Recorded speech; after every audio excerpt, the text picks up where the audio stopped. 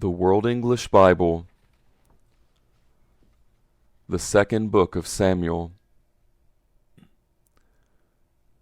chapter 1. After the death of Saul, when David had returned from the slaughter of the Amalekites, and David had stayed 2 days in Ziklag, on the third day, behold, a man came out of the camp from Saul, with his clothes torn and earth on his head. When he came to David, he fell to the earth and showed respect. David said to him, "Where do you come from?" He said to him, "I have escaped out of the camp of Israel." David said to him, "How did it go? Please tell me." He answered, "The people have fled from the battle, and many of the people also have fallen and are dead. Saul and Jonathan his son are dead also." David said to the young man who told him, "How do you know that Saul and Jonathan his son are dead?" The young man who told him said, "As I happened by chance on Mount Gilboa, behold, Saul was leaning on his spear, and behold, the chariots and the horsemen followed close behind him. When he looked behind him, he saw me, and called to me. I answered, 'Here I am.' He said to me, 'Who are you?' I answered him, 'I am an Amalekite.' He said to me, 'Please stand beside me and kill me, for anguish has taken hold of me, because my life lingers in me.' So I stood beside him and killed him, because I was sure that he could not live after that he had fallen. I took the crown that was on his head and the bracelet that was on his arm, and have brought them here to my lord." Then David took hold on his clothes and tore them, and all the men who were with him did likewise. They mourned, wept, and fasted until evening, for Saul and for Jonathan his son, and for the people of Yahweh, and for the house of Israel, because they had fallen by the sword. David said to the young man who told him, "Where are you from?" He answered, "I am the son of a foreigner, an Amalekite." David said to him, "Why were you not afraid to stretch out your hand to destroy Yahweh's anointed?" David called one of the young men and said, "Go near and cut him down." He struck him so that he died. David said to him, "Your blood be on your head, for your mouth has testified against you, saying, 'I have slain Yahweh's anointed.'" David lamented with this lamentation over Saul and over Jonathan his son. And he commanded them to teach the children of Judah the song of the bow. Behold, it is written in the book of Jasher, "Your glory, Israel, was slain on your high places. How the mighty have fallen! Do not tell it in Gath. Do not publish it in the streets of Ashkelon, lest the daughters of the Philistines rejoice, lest the daughters of the uncircumcised triumph. You mountains of Gilboa, let there be no dew or rain on you, and no fields of offerings. For there the shield of the mighty was defiled and cast away. The shield of Saul was not anointed with oil. From the blood of the slain, from the fat of the mighty, Jonathan's bow did not turn back. Saul's sword did not return empty. Saul and Jonathan were lovely and pleasant in their lives. In their death they were not divided. They were swifter than eagles. They were stronger than lions. You daughters of Israel, weep over Saul, who clothed you delicately in scarlet, who put ornaments of gold on your clothing. How the mighty have fallen in the middle of the battle. Jonathan was slain on your high places. I am distressed for you, my brother Jonathan. You have been very pleasant to me. Your love to me was wonderful, passing the love of women. How the mighty have fallen, and the weapons of war have perished. Chapter 2. After this, David inquired of Yahweh, saying, Shall I go up into any of the cities of Judah? Yahweh said to him, Go up. David said, Where shall I go up? He said, To Hebron. So David went up there with his 2 wives, Ahinoam the Jezreelitess, and Abigail the wife of Nabal the Carmelite. David brought up his men who were with him, every man with his household. They lived in the cities of Hebron. The men of Judah came, and there they anointed David king over the house of Judah. They told David, The men of Jabesh-Gilead were those who buried Saul. David sent messengers to the men of Jabesh-Gilead and said to them, Blessed are you by Yahweh, that you have shown this kindness to your Lord, even to Saul, and have buried him. Now may Yahweh show loving kindness and truth to you. I also will reward you for this kindness, because you have done this thing. Now therefore let your hands be strong and be valiant, for Saul your Lord is dead, and also the house of Judah have anointed me king over them. Now Abner the son of Ner, captain of Saul's army, had taken Ishbosheth the son of Saul, and brought him over to Mahanaim. And he made him king over Gilead, and over the Asherites, and over Jezreel, and over Ephraim, and over Benjamin, and over all Israel.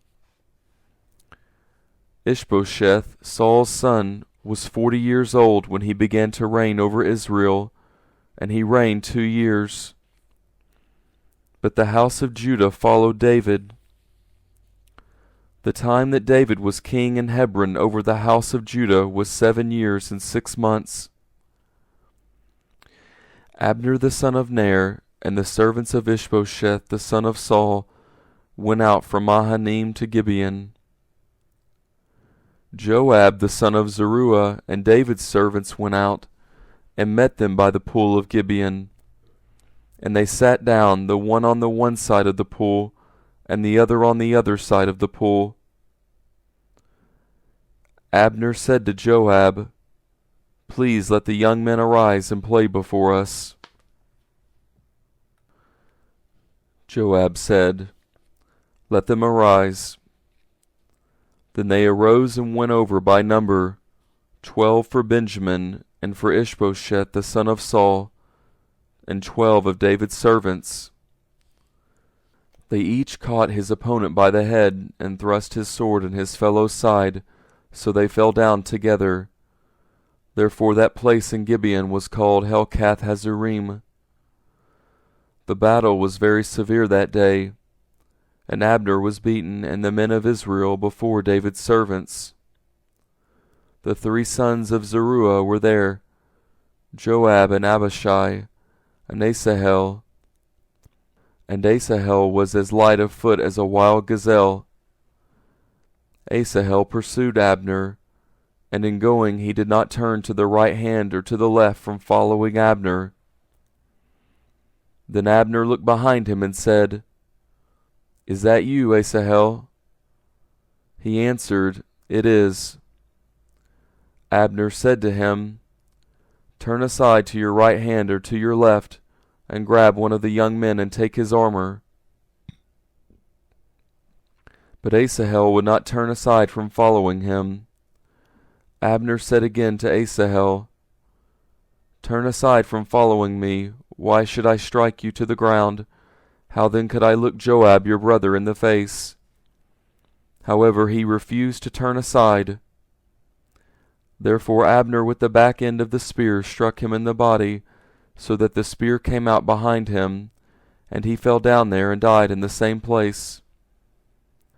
As many as came to the place where Asahel fell down and died stood still. But Joab and Abishai pursued Abner. The sun went down when they had come to the hill of Ammah, that lies before Giah by the way of the wilderness of Gibeon. The children of Benjamin gathered themselves together after Abner, and became one band and stood on the top of a hill. Then Abner called to Joab and said, Shall the sword devour forever? Do not you know that it will be bitterness in the latter end? How long will it be then before you ask the people to return from following their brothers? Joab said, As God lives, if you had not spoken, surely then in the morning the people would have gone away, and not each followed his brother. So Joab blew the trumpet, and all the people stood still, and pursued Israel no more, and they fought no more. Abner and his men went all that night through the Arabah, and they passed over the Jordan, and went through all Bithron, and came to Mahanaim. But David's servants had struck Benjamin and of Abner's men, so that 360 men died. They took up Asahel and buried him in the tomb of his father, which was in Bethlehem. Joab and his men went all night, and the day broke on them at Hebron. Chapter 3. Now there was long war between Saul's house and David's house. David grew stronger and stronger, but Saul's house grew weaker and weaker. Sons were born to David in Hebron. His firstborn was Amnon, of Ahinoam the Jezreelitess, and his second, Chileab of Abigail, the wife of Nabal the Carmelite, and the third, Absalom the son of Maachah, the daughter of Talmai, king of Geshur, and the fourth, Adonijah the son of Haggith, and the fifth, Shephatiah the son of Abital, and the sixth, Ithream of Eglah, David's wife. These were born to David in Hebron. While there was war between Saul's house and David's house, Abner made himself strong in Saul's house. Now Saul had a concubine whose name was Rizpah, the daughter of Aiah. And Ishbosheth said to Abner, Why have you gone in to my father's concubine? Then Abner was very angry about Ishbosheth's words, and said, Am I a dog's head that belongs to Judah? Today I show kindness to Saul's house, your father, to his brothers and to his friends, and have not delivered you into the hand of David. And yet you charge me today with a fault concerning this woman. God do so to Abner, and more also, if, as Yahweh has sworn to David, I do not do even so to him, to transfer the kingdom from Saul's house, and to set up David's throne over Israel and over Judah, from Dan even to Beersheba. He could not answer Abner another word, because he was afraid of him. Abner sent messengers to David on his behalf, saying, Whose is the land? And saying, Make your alliance with me, and behold, my hand will be with you to bring all Israel around to you. He said, Good, I will make a treaty with you, but one thing I require of you, that is, you will not see my face unless you first bring Michal, Saul's daughter, when you come to see my face. David sent messengers to Ishbosheth, Saul's son, saying, Deliver me my wife Michal, whom I was given to marry for 100 foreskins of the Philistines. Ishbosheth sent and took her from her husband, even from Paltiel the son of Laish.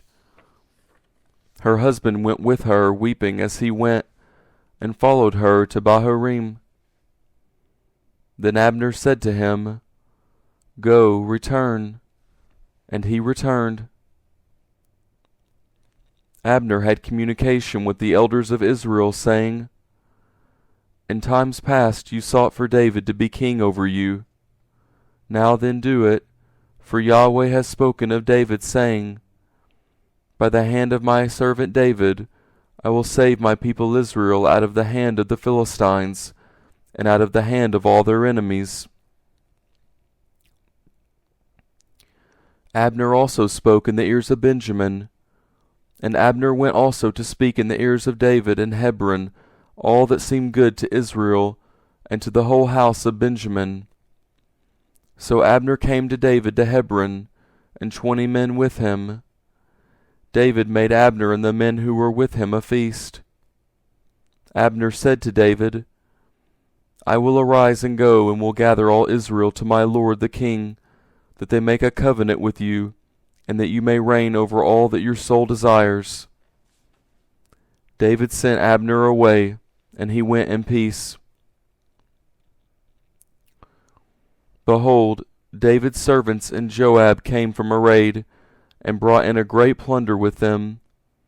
But Abner was not with David in Hebron, for he had sent him away, and he had gone in peace. When Joab and all the army who was with him had come, they told Joab, Abner the son of Ner came to the king, and he has sent him away, and he has gone in peace. Then Joab came to the king and said, What have you done? Behold, Abner came to you. Why is it that you have sent him away, and he is already gone? You know Abner the son of Ner. He came to deceive you, and to know your going out and your coming in, and to know all that you do. When Joab had come out from David, he sent messengers after Abner, and they brought him back from the well of Sirah. But David did not know it. When Abner was returned to Hebron, Joab took him aside into the middle of the gate to speak with him quietly, and struck him there in the body, so that he died, for the blood of Asahel his brother. Afterward, when David heard it, he said, I and my kingdom are guiltless before Yahweh forever of the blood of Abner the son of Ner. Let it fall on the head of Joab and on all his father's house. Let there not fail from the house of Joab one who has an issue, or who is a leper, or who leans on a staff, or who falls by the sword, or who lacks bread. So Joab and Abishai his brother killed Abner, because he had killed their brother Asahel at Gibeon in the battle. David said to Joab and to all the people who were with him, Tear your clothes and clothe yourselves with sackcloth, and mourn in front of Abner. King David followed the bier. They buried Abner in Hebron, and the king lifted up his voice and wept at Abner's grave, and all the people wept. The king lamented for Abner and said, Should Abner die as a fool dies? Your hands were not bound, and your feet were not put into fetters. As a man falls before the children of iniquity, so you fell. All the people wept again over him. All the people came to urge David to eat while it was yet day. But David swore, saying, God do so to me, and more also, if I taste bread or anything else, until the sun goes down. All the people took notice of it, and it pleased them, as whatever the king did pleased all the people. So all the people and all Israel understood that day that it was not of the king to kill Abner the son of Ner. The king said to his servants, Do not you know that there a prince and a great man has fallen today in Israel? I am weak today, though anointed king. These men, the sons of Zeruiah, are too hard for me. May Yahweh reward the evildoer according to his wickedness. Chapter 4.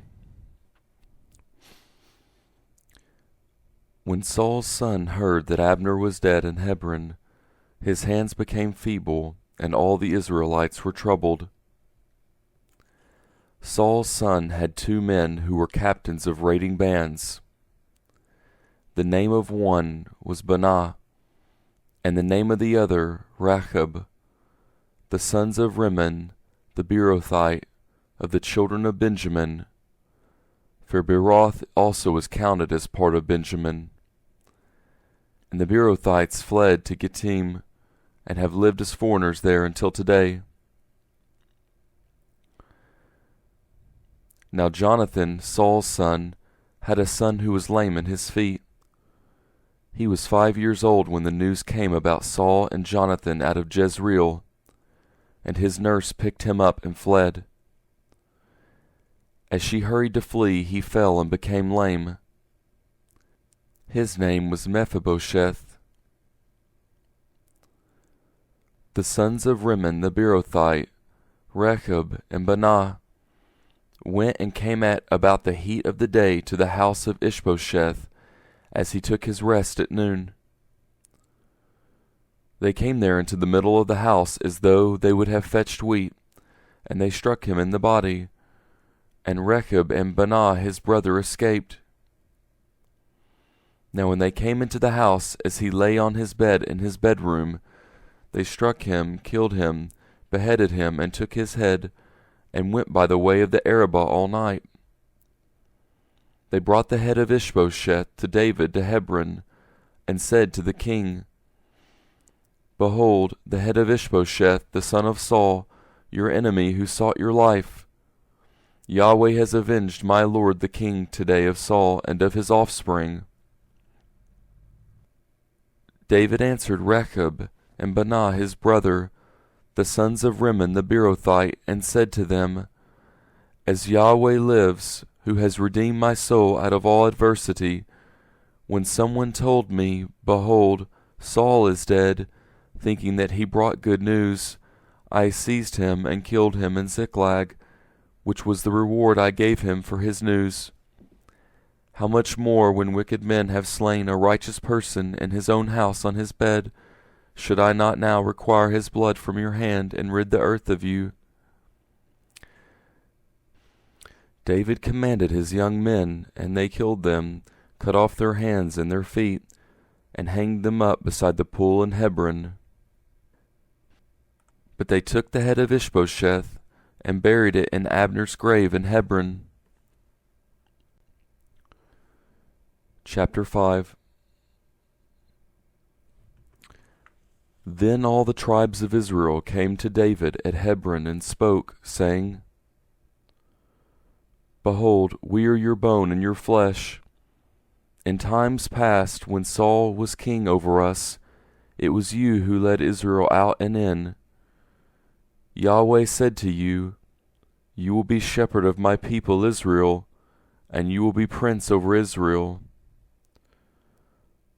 So all the elders of Israel came to the king to Hebron, and King David made a covenant with them in Hebron before Yahweh, and they anointed David king over Israel.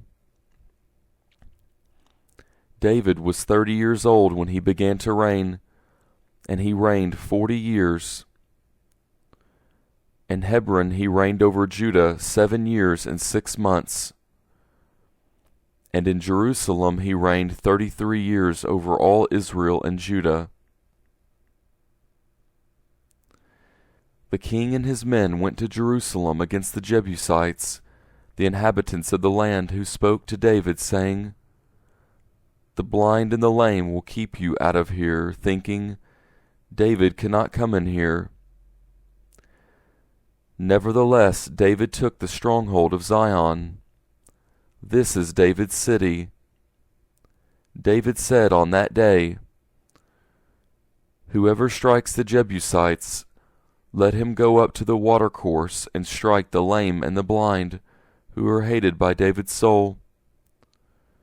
Therefore they say, The blind and the lame cannot come into the house. David lived in the stronghold and called it David's city.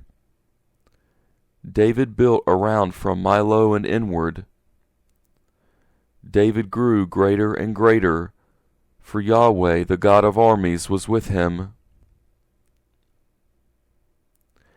Hiram, king of Tyre, sent messengers to David with cedar trees, carpenters, and masons, and they built David a house. David perceived that Yahweh had established him king over Israel, and that he had exalted his kingdom for his people Israel's sake. David took more concubines and wives for himself out of Jerusalem, after he had come from Hebron, and more sons and daughters were born to David. These are the names of those who were born to him in Jerusalem: Shemaiah, Shabab, Nathan, Solomon, Ibhar, Elishua, Nepheg, Japhia, Elishama, Eliada, and Eliphalet.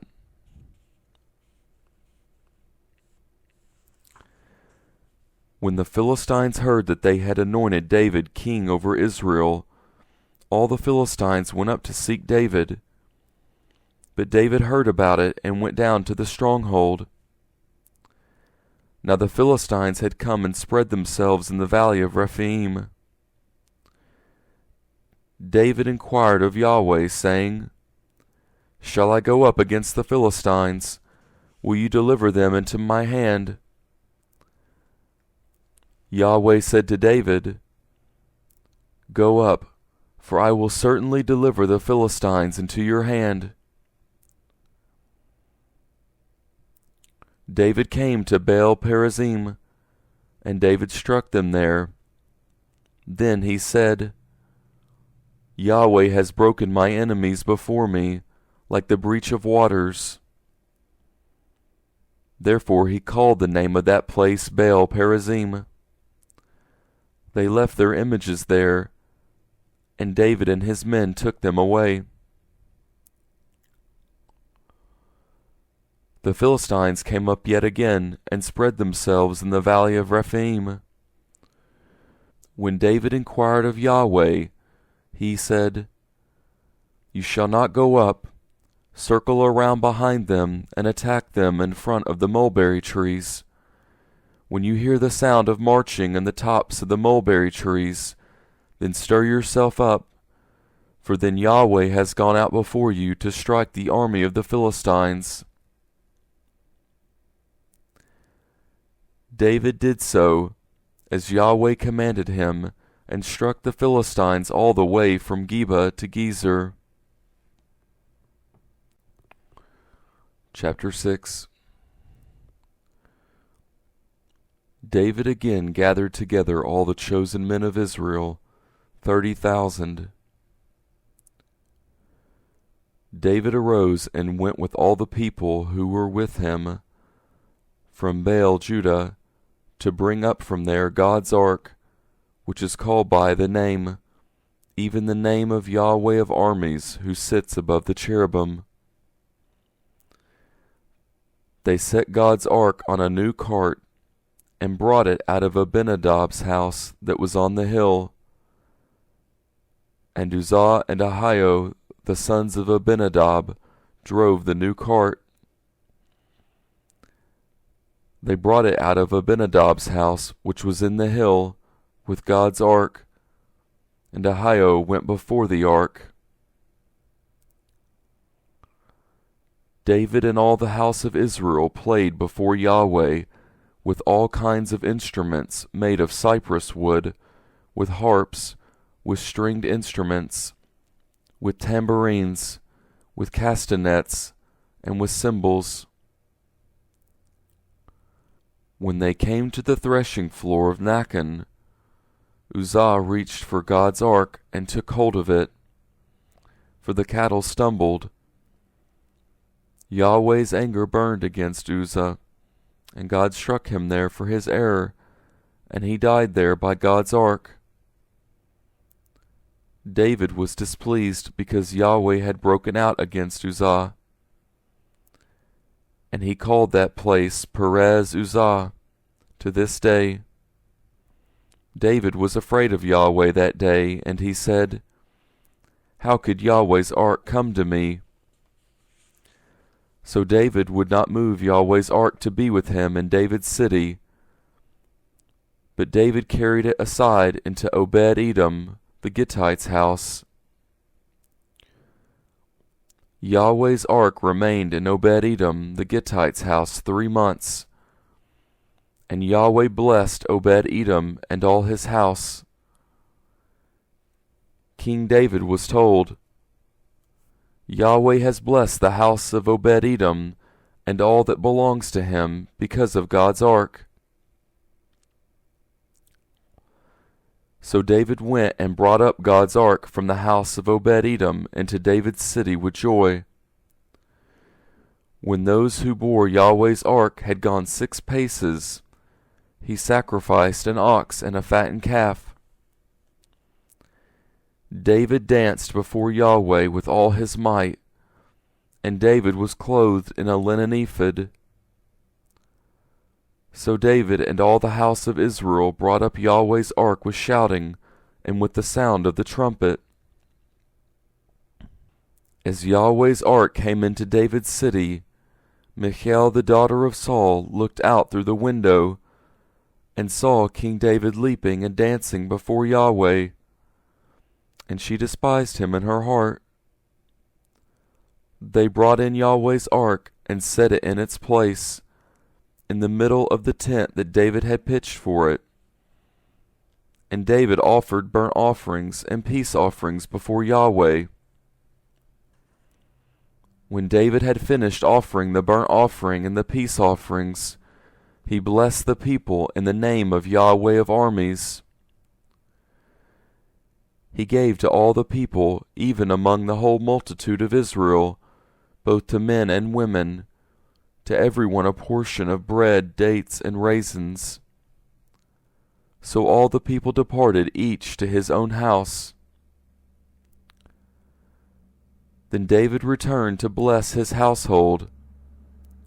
Michal the daughter of Saul came out to meet David and said, How glorious the king of Israel was today, who uncovered himself today in the eyes of the servants of his servants, as one of the vain fellows shamelessly uncovers himself.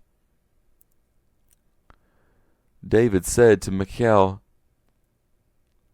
It was before Yahweh who chose me above your father, and above all his house, to appoint me prince over the people of Yahweh, over Israel. Therefore I will celebrate before Yahweh.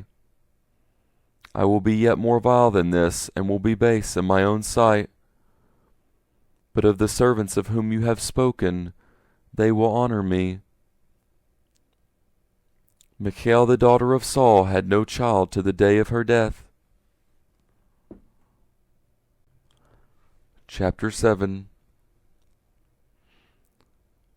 When the king lived in his house, and Yahweh had given him rest from all his enemies all around, the king said to Nathan the prophet, See now, I dwell in a house of cedar, but God's ark dwells within curtains. Nathan said to the king, Go, do all that is in your heart, for Yahweh is with you. That same night Yahweh's word came to Nathan, saying, Go and tell my servant David, Yahweh says, Should you build me a house for me to dwell in? For I have not lived in a house since the day that I brought the children of Israel up out of Egypt, even to this day, but have moved around in a tent and in a tabernacle. In all places in which I have walked with all the children of Israel, did I say a word to any of the tribes of Israel, whom I commanded to be shepherd of my people Israel, saying, Why have you not built me a house of cedar? Now therefore tell my servant David this, Yahweh of armies says, I took you from the sheep pen, from following the sheep, to be prince over my people, over Israel. I have been with you wherever you went, and have cut off all your enemies from before you. I will make you a great name, like the name of the great ones who are in the earth. I will appoint a place for my people Israel, and will plant them, that they may dwell in their own place and be moved no more. The children of wickedness will not afflict them any more, as at the first, and as from the day that I commanded judges to be over my people Israel. I will cause you to rest from all your enemies. Moreover, Yahweh tells you that Yahweh will make you a house. When your days are fulfilled and you sleep with your fathers, I will set up your offspring after you, who will proceed out of your body, and I will establish his kingdom. He will build a house for my name, and I will establish the throne of his kingdom forever. I will be his father, and he will be my son. If he commits iniquity, I will chasten him with the rod of men, and with the stripes of the children of men. But my loving kindness will not depart from him, as I took it from Saul, whom I put away before you. Your house and your kingdom will be made sure forever before you. Your throne will be established forever. Nathan spoke to David all these words, and according to all this vision.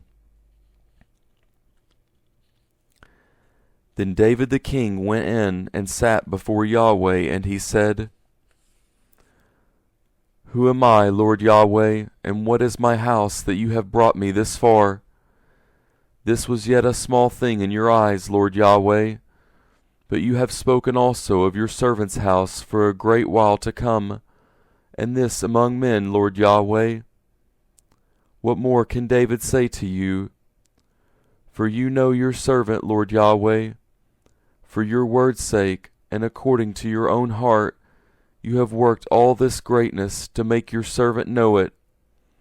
Therefore you are great, Yahweh God, for there is no one like you, neither is there any God besides you, according to all that we have heard with our ears. What one nation in the earth is like your people, even like Israel, whom God went to redeem to himself for a people, and to make himself a name, and to do great things for you, and awesome things for your land, before your people, whom you redeemed to yourself out of Egypt from the nations and their gods.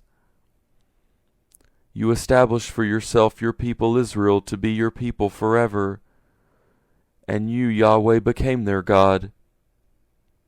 Now, Yahweh God, the word that you have spoken concerning your servant, and concerning his house, confirm it forever, and do as you have spoken.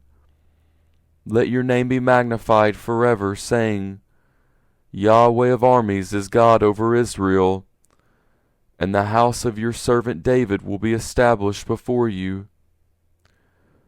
For you, Yahweh of armies, the God of Israel, have revealed to your servant, saying, I will build you a house. Therefore your servant has found in his heart to pray this prayer to you. Now, O Lord Yahweh, you are God, and your words are truth, and you have promised this good thing to your servant. Now therefore let it please you to bless the house of your servant, that it may continue forever before you. For you, Lord Yahweh, have spoken it. Let the house of your servant be blessed forever with your blessing.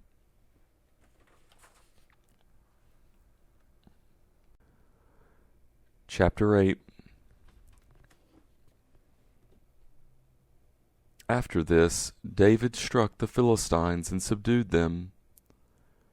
And David took the bridle of the mother city out of the hand of the Philistines.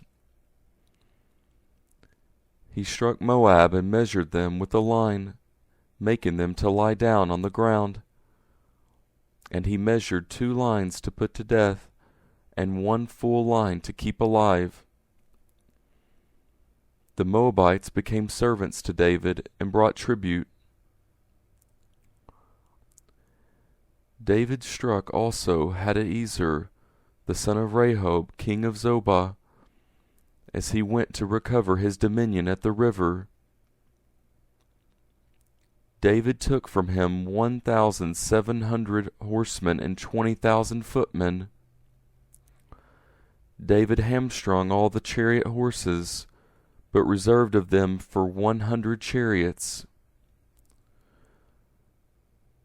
When the Syrians of Damascus came to help Hadaezer king of Zobah, David struck 22,000 men of the Syrians.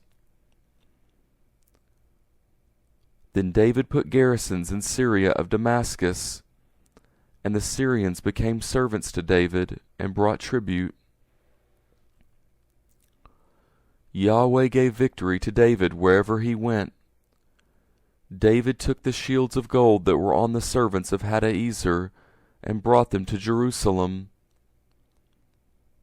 From Betah and from Berothai, cities of Hadaezer, King David took a great quantity of brass. When Toi king of Hamath heard that David had struck all the army of Hadaezer, then Toi sent Joram his son to King David to greet him and to bless him, because he had fought against Hadaezer and struck him. For Hadaezer had wars with Toi. Joram brought with him vessels of silver, vessels of gold, and vessels of brass. King David also dedicated these to Yahweh, with the silver and gold that he dedicated of all the nations which he subdued, of Syria, of Moab, of the children of Ammon, of the Philistines, of Amalek, and of the plunder of Hadaezer, son of Rahab, king of Zobah.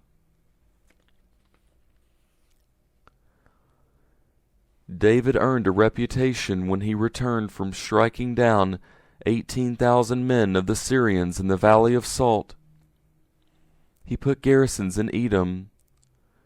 Throughout all Edom put he garrisons, and all the Edomites became servants to David. Yahweh gave victory to David wherever he went.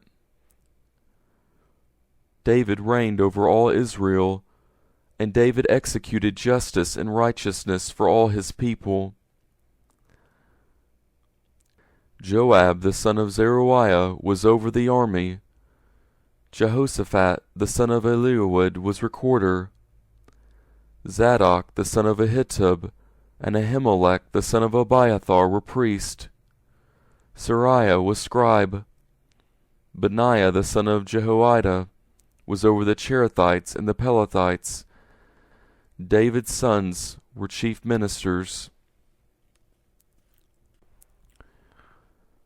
Chapter 9.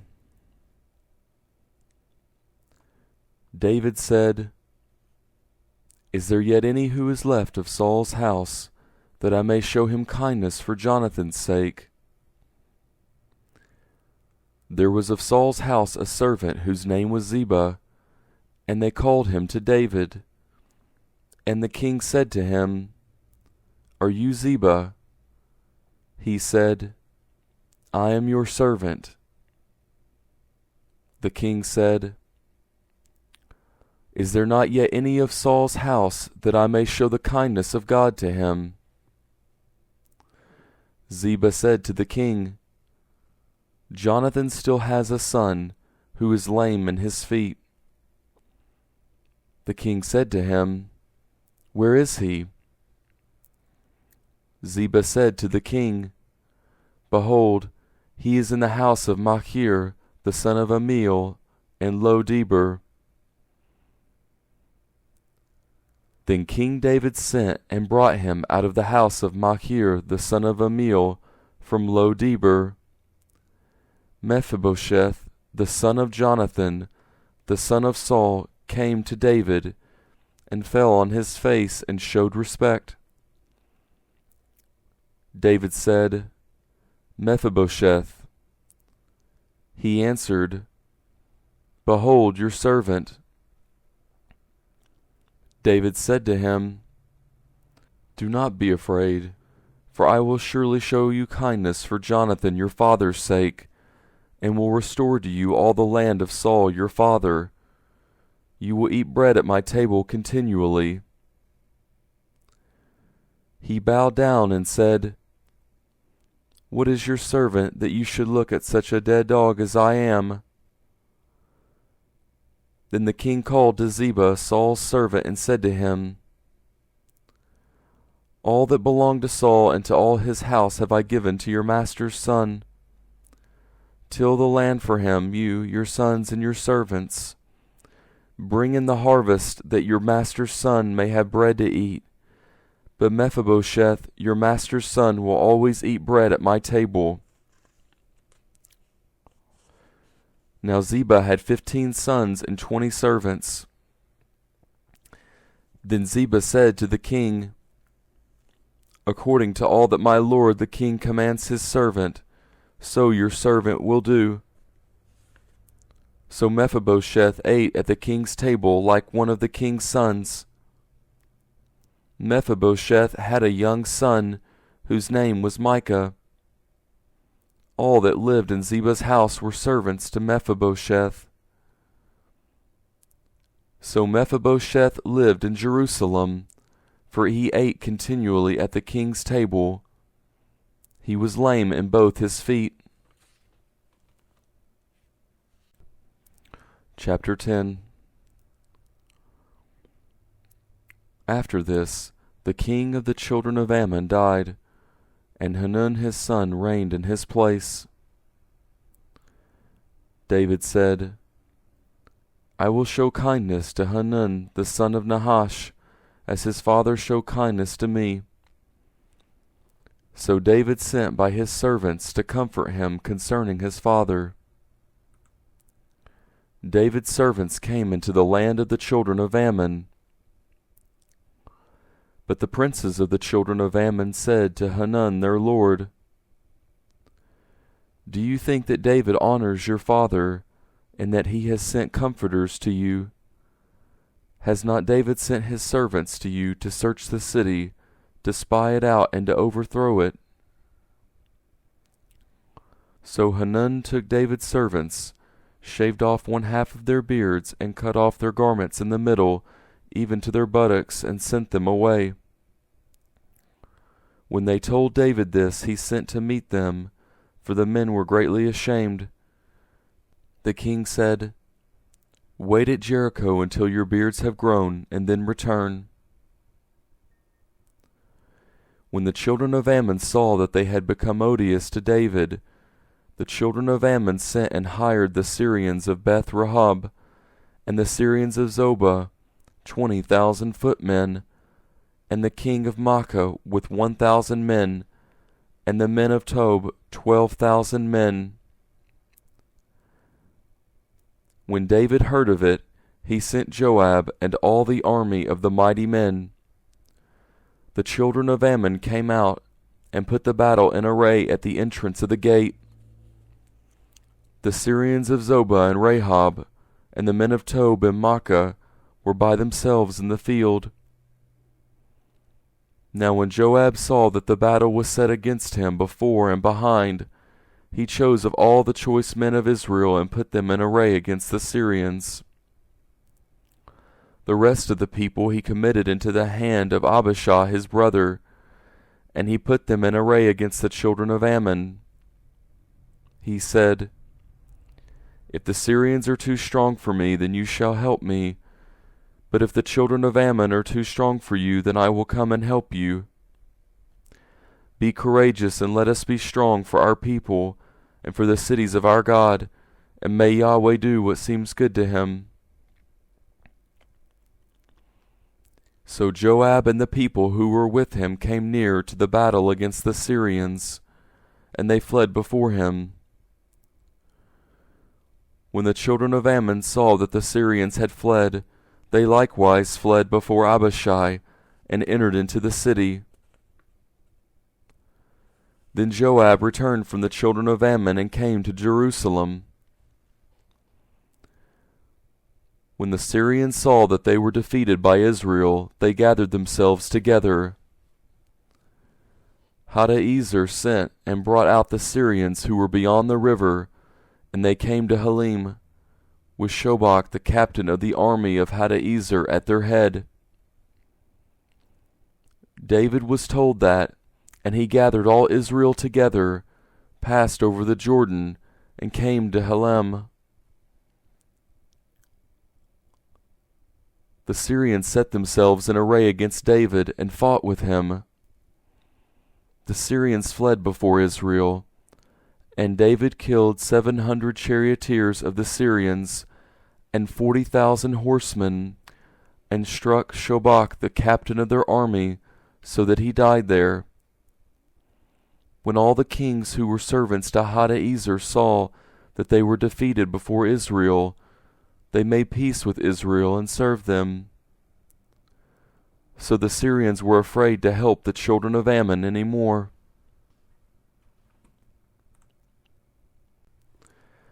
Chapter 11. At the return of the year, at the time when kings go out, David sent Joab and his servants with him, and all Israel. And they destroyed the children of Ammon, and besieged Rabbah. But David stayed at Jerusalem. At evening David arose from his bed, and walked on the roof of the king's house. From the roof he saw a woman bathing, and the woman was very beautiful to look at. David sent and inquired after the woman. One said, "Is not this Bathsheba, the daughter of Eliam, Uriah the Hittite's wife?" David sent messengers and took her, and she came in to him, and he lay with her, for she was purified from her uncleanness.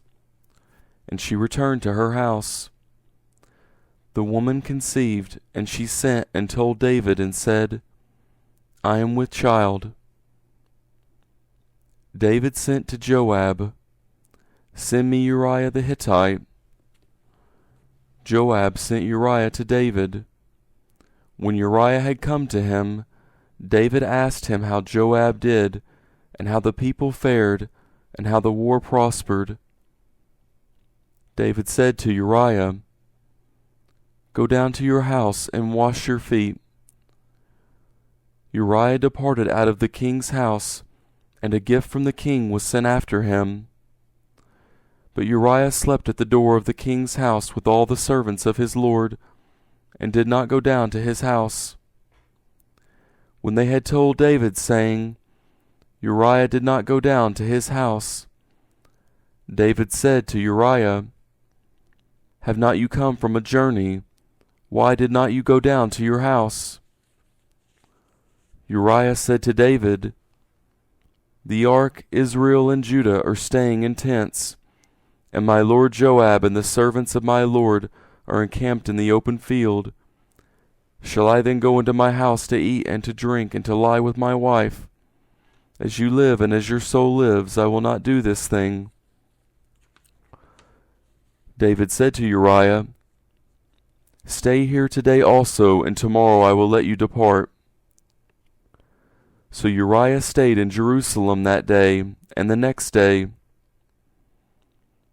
When David had called him, he ate and drank before him, and he made him drunk. At evening he went out to lie on his bed with the servants of his lord, but did not go down to his house.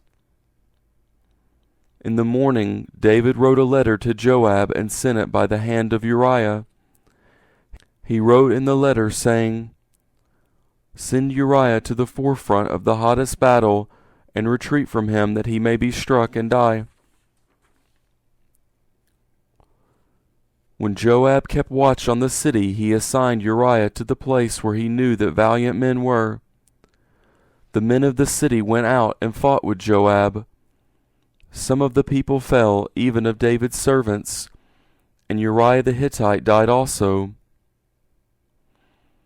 Then Joab sent and told David all the things concerning the war, and he commanded the messenger, saying, "When you have finished telling all the things concerning the war to the king, it shall be that if the king's wrath arise and he asks you, 'Why did you go so near to the city to fight?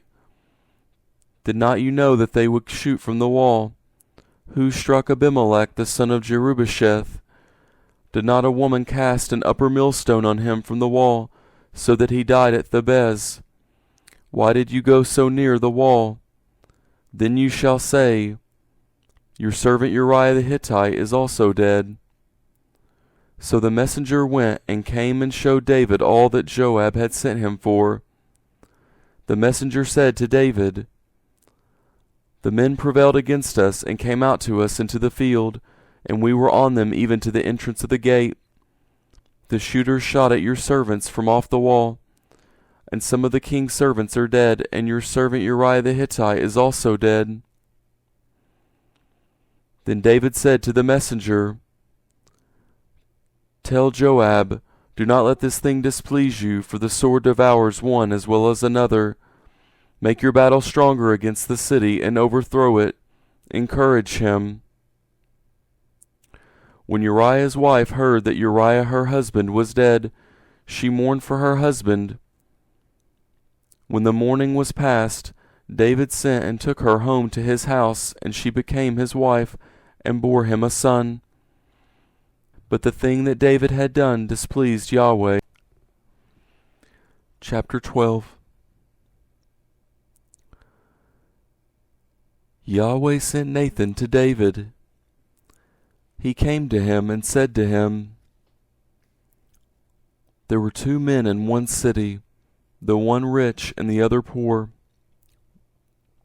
The rich man had very many flocks and herds, but the poor man had nothing except one little ewe lamb, which he had bought and raised.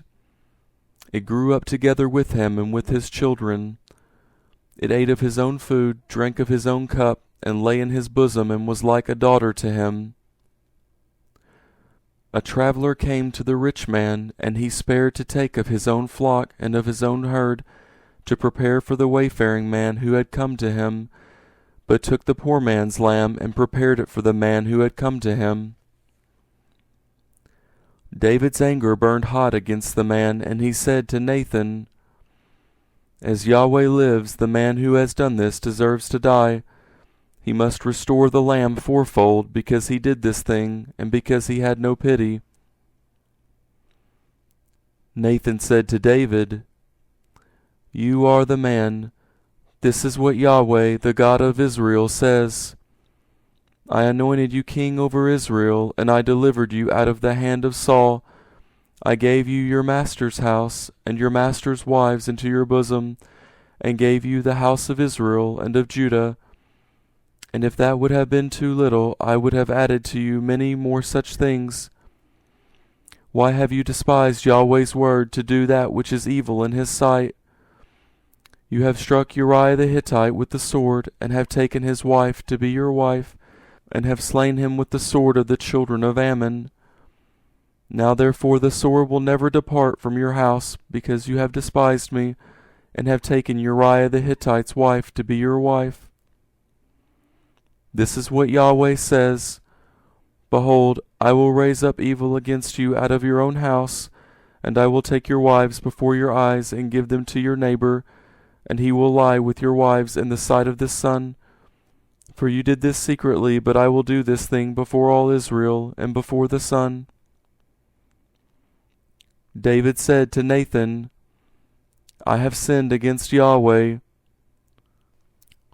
Nathan said to David, "Yahweh also has put away your sin. You will not die. However, because by this deed you have given great occasion to Yahweh's enemies to blaspheme, the child also who was born to you will surely die." Nathan departed to his house. Yahweh struck the child that Uriah's wife bore to David, and it was very sick. David therefore begged God for the child, and David fasted, and went in, and lay all night on the ground. The elders of his house arose beside him, to raise him up from the earth, but he would not, and he did not eat bread with them. On the 7th day the child died. David's servants were afraid to tell him that the child was dead, for they said, "Behold, while the child was yet alive, we spoke to him, and he did not listen to our voice. How will then he harm himself if we tell him that the child is dead?" But when David saw that his servants were whispering together, David perceived that the child was dead. And David said to his servants, "Is the child dead?" They said, He is dead." Then David arose from the earth and washed and anointed himself and changed his clothing, and he came into Yahweh's house and worshipped.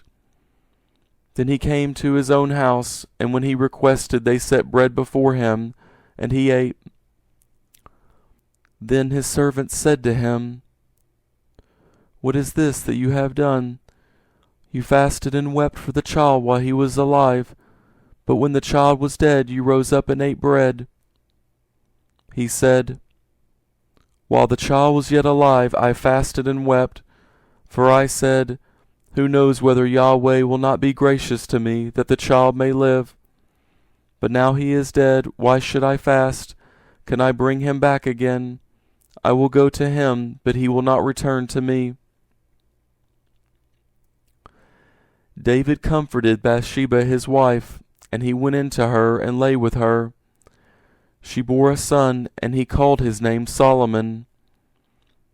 Yahweh loved him, and he sent by the hand of Nathan the prophet, and he named him Jedediah for Yahweh's sake.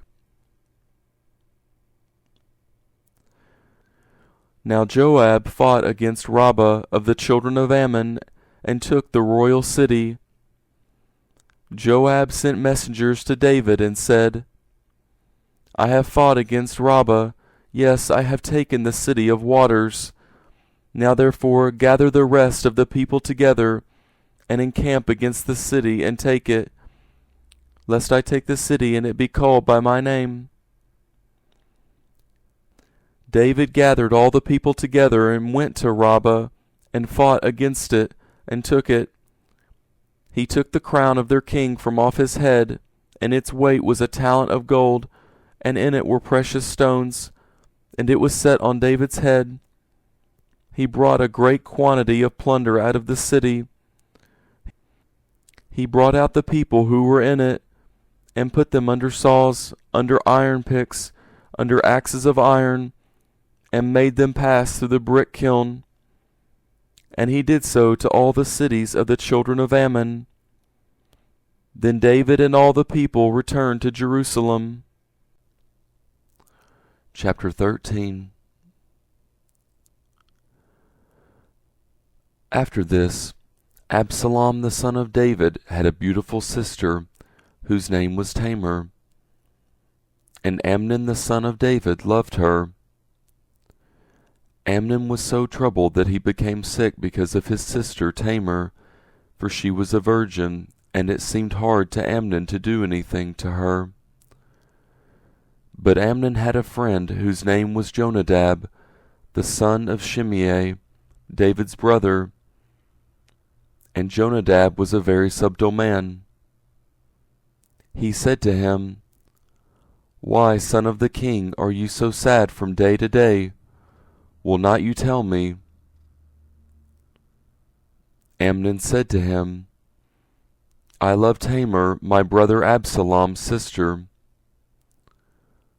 Jonadab said to him, "Lay down on your bed and pretend to be sick. When your father comes to see you, tell him, 'Please let my sister Tamar come and give me bread to eat, and prepare the food in my sight, that I may see it and eat it from her hand.'" So Amnon lay down and faked being sick. When the king came to see him, Amnon said to the king, "Please let my sister Tamar come and make me a couple of cakes in my sight, that I may eat from her hand." Then David sent home to Tamar, saying, "Go now to your brother Amnon's house, and prepare food for him." So Tamar went to her brother Amnon's house, and he was lying down. She took dough and kneaded it, made cakes in his sight, and baked the cakes. She took the pan and poured them out before him, but he refused to eat. Amnon said, "Have all men leave me." Then every man went out from him. Amnon said to Tamar, "Bring the food into the room, that I may eat from your hand." Tamar took the cakes which she had made, and brought them into the room to Amnon her brother. When she had brought them near to him to eat, he took hold of her and said to her, Come, lie with me, my sister. She answered him, No, my brother, do not force me, for no such thing ought to be done in Israel. Do not you do this folly. As for me, where would I carry my shame? And as for you, you will be as one of the fools in Israel. Now therefore please speak to the king, for he will not withhold me from you. However, he would not listen to her voice, but being stronger than she, he forced her, and lay with her. Then Amnon hated her with exceedingly great hatred, for the hatred with which he hated her was greater than the love with which he had loved her. Amnon said to her, Arise, be gone. She said to him, Not so, because this great wrong in sending me away is worse than the other that you did to me. But he would not listen to her. Then he called his servant who ministered to him, and said, Now put this woman out from me, and bolt the door after her. She had a garment of various colors on her, for the king's daughters who were virgins dressed in such robes. Then his servant brought her out and bolted the door after her. Tamar put ashes on her head and tore her garment of various colors that was on her, and she laid her hand on her head and went her way, crying aloud as she went. Absalom her brother said to her, Has Amnon your brother been with you? But now hold your peace, my sister. He is your brother. Do not take this thing to heart. So Tamar remained desolate in her brother Absalom's house. But when King David heard of all these things, he was very angry. Absalom spoke to Amnon neither good nor bad, for Absalom hated Amnon because he had forced his sister Tamar. After 2 full years, Absalom had sheep shearers in Baal Hazor, which is beside Ephraim, and Absalom invited all the king's sons.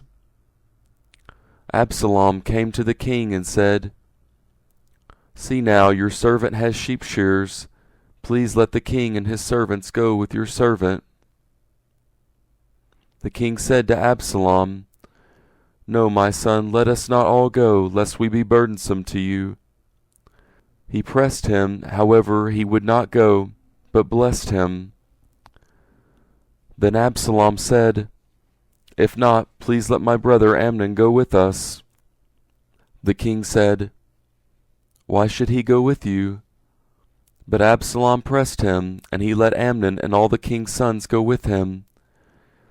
Absalom commanded his servants, saying, Mark now when Amnon's heart is merry with wine, and when I tell you, Strike Amnon, then kill him. Do not be afraid, have not I commanded you? Be courageous and be valiant. The servants of Absalom did to Amnon as Absalom had commanded. Then all the king's sons arose, and every man got up on his mule and fled.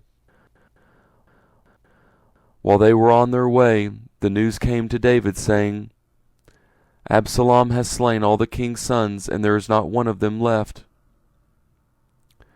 Then the king arose and tore his garments and lay on the earth, and all his servants stood by with their clothes torn.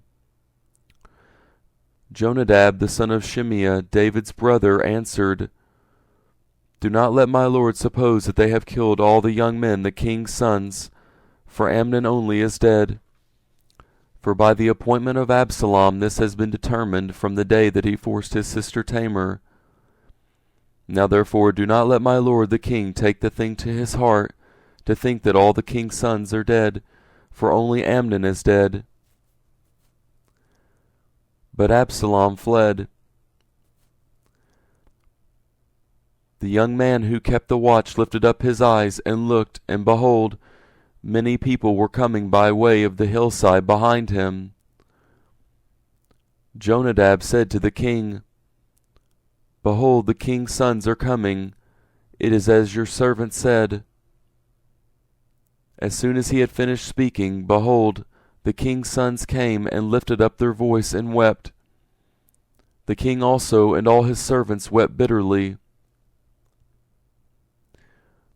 But Absalom fled, and went to Talmai, the son of Ammihur, king of Geshur. David mourned for his son every day.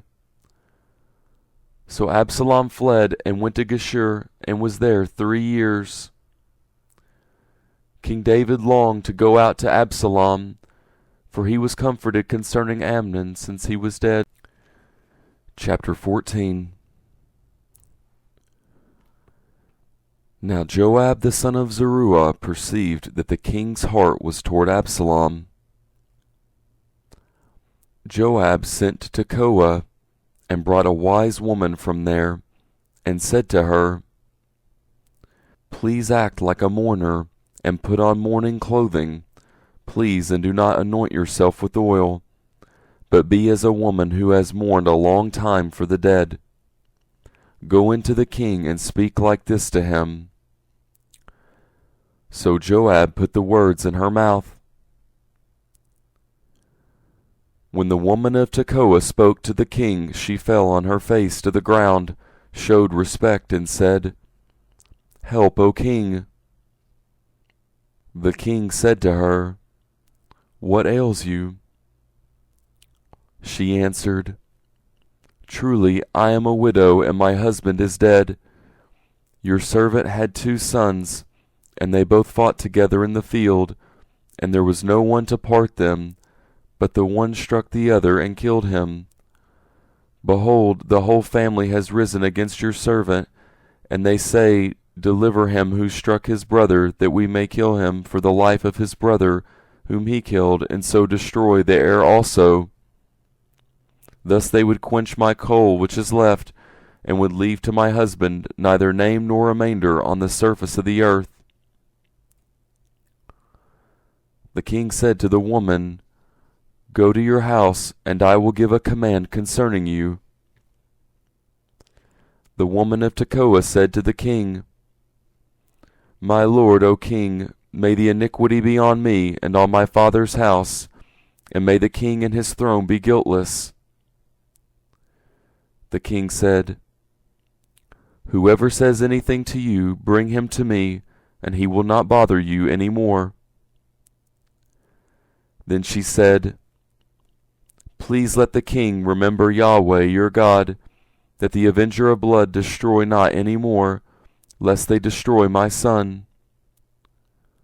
He said, As Yahweh lives, not one hair of your son shall fall to the earth. Then the woman said, Please let your servant speak a word to my lord the king.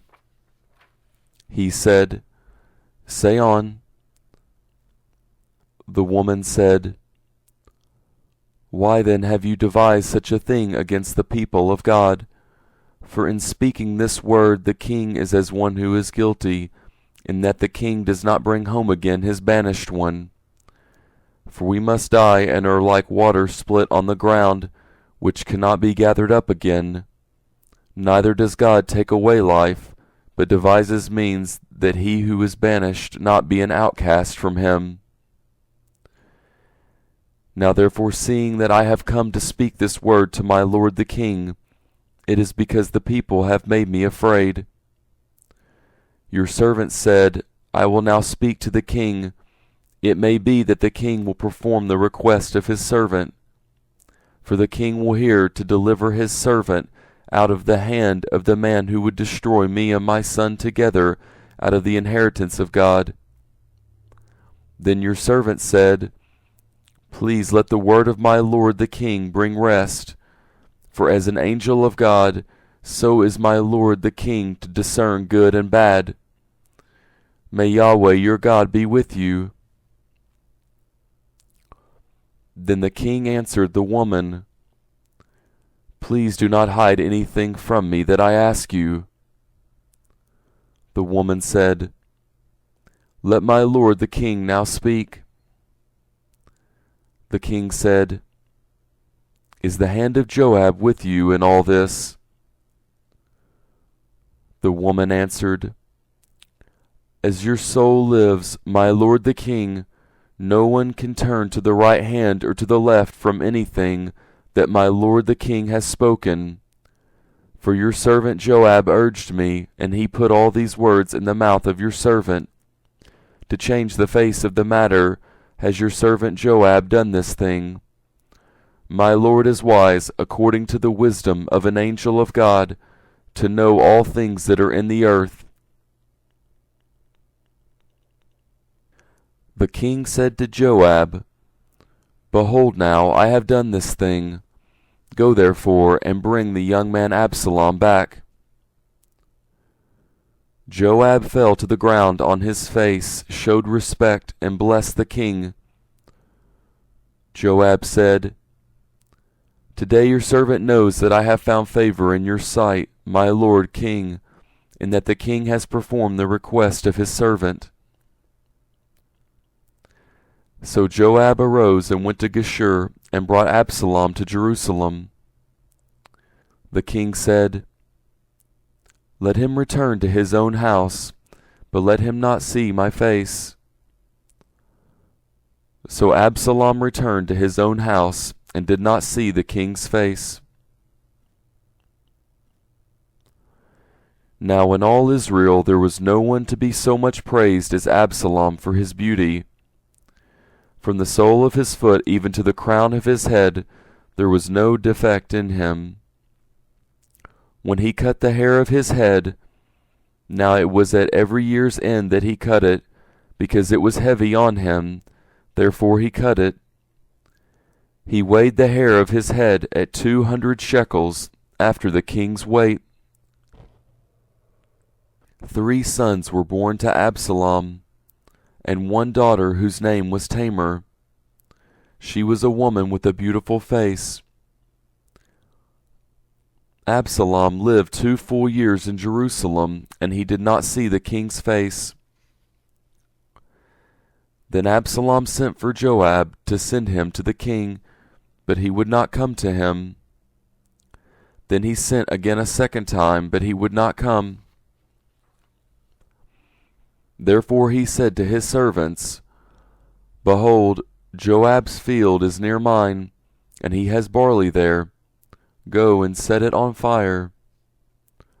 So Absalom's servants set the field on fire.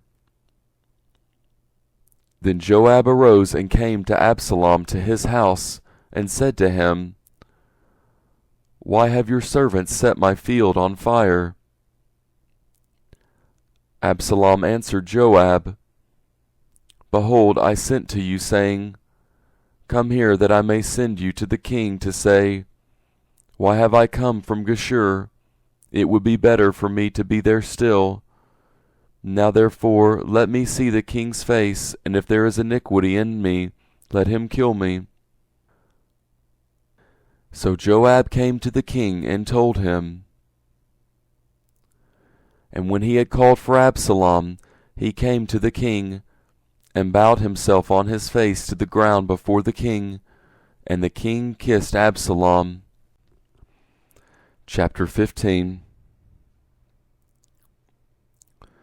After this, Absalom prepared a chariot and horses for himself, and 50 men to run before him. Absalom rose up early, and stood beside the way of the gate. When any man had a suit which should come to the king for judgment, then Absalom called to him and said, What city are you from? He said, Your servant is of one of the tribes of Israel. Absalom said to him, Behold, your matters are good and right, but there is no man deputized by the king to hear you. Absalom said moreover, O that I were made judge in the land, that every man who has any suit or cause might come to me, and I would do him justice. It was so, that when any man came near to do him obeisance, he stretched out his hand, and took hold of him, and kissed him. Absalom did this sort of thing to all Israel who came to the king for judgment. So Absalom stole the hearts of the men of Israel. At the end of 40 years, Absalom said to the king, "Please let me go and pay my vow, which I have vowed to Yahweh in Hebron. For your servant vowed a vow while I stayed at Geshur in Syria, saying, If Yahweh shall indeed bring me again to Jerusalem, then I will serve Yahweh." The king said to him, "Go in peace." So he arose and went to Hebron. But Absalom sent spies throughout all the tribes of Israel, saying, "As soon as you hear the sound of the trumpet, then you shall say, Absalom is king in Hebron." 200 men went with Absalom out of Jerusalem, who were invited, and went in their simplicity. They did not know anything. Absalom sent for Ahithophel the Gilonite, David's counselor, from his city, even from Gilo, while he was offering the sacrifices. The conspiracy was strong, for the people increased continually with Absalom. A messenger came to David, saying, "The hearts of the men of Israel are after Absalom." David said to all his servants who were with him at Jerusalem, "Arise and let us flee, or else none of us will escape from Absalom. Hurry to depart, lest he overtake us quickly, and bring down evil on us, and strike the city with the edge of the sword." The king's servants said to the king, "Behold, your servants are ready to do whatever my lord the king chooses." The king went out, and all his household after him. The king left 10 women who were concubines to keep the house. The king went out, and all the people after him, and they stayed in Beth-merhach.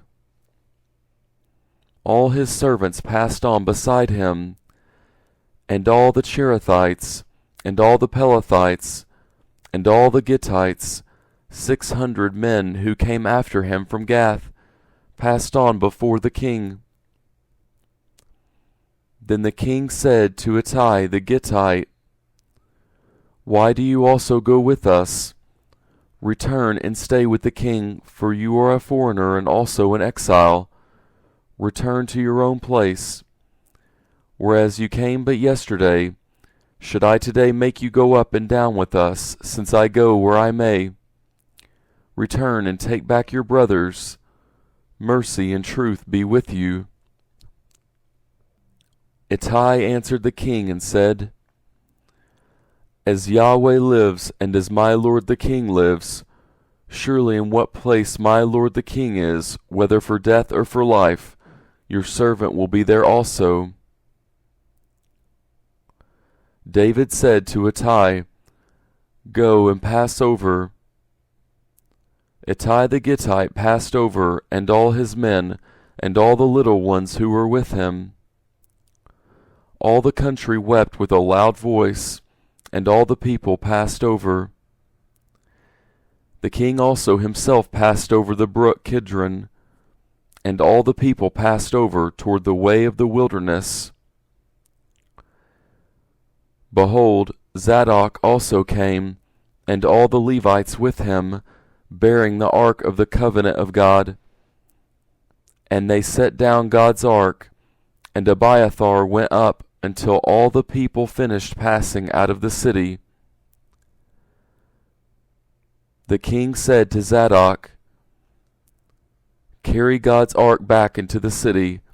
If I find favor in Yahweh's eyes, he will bring me again, and show me both it and his habitation.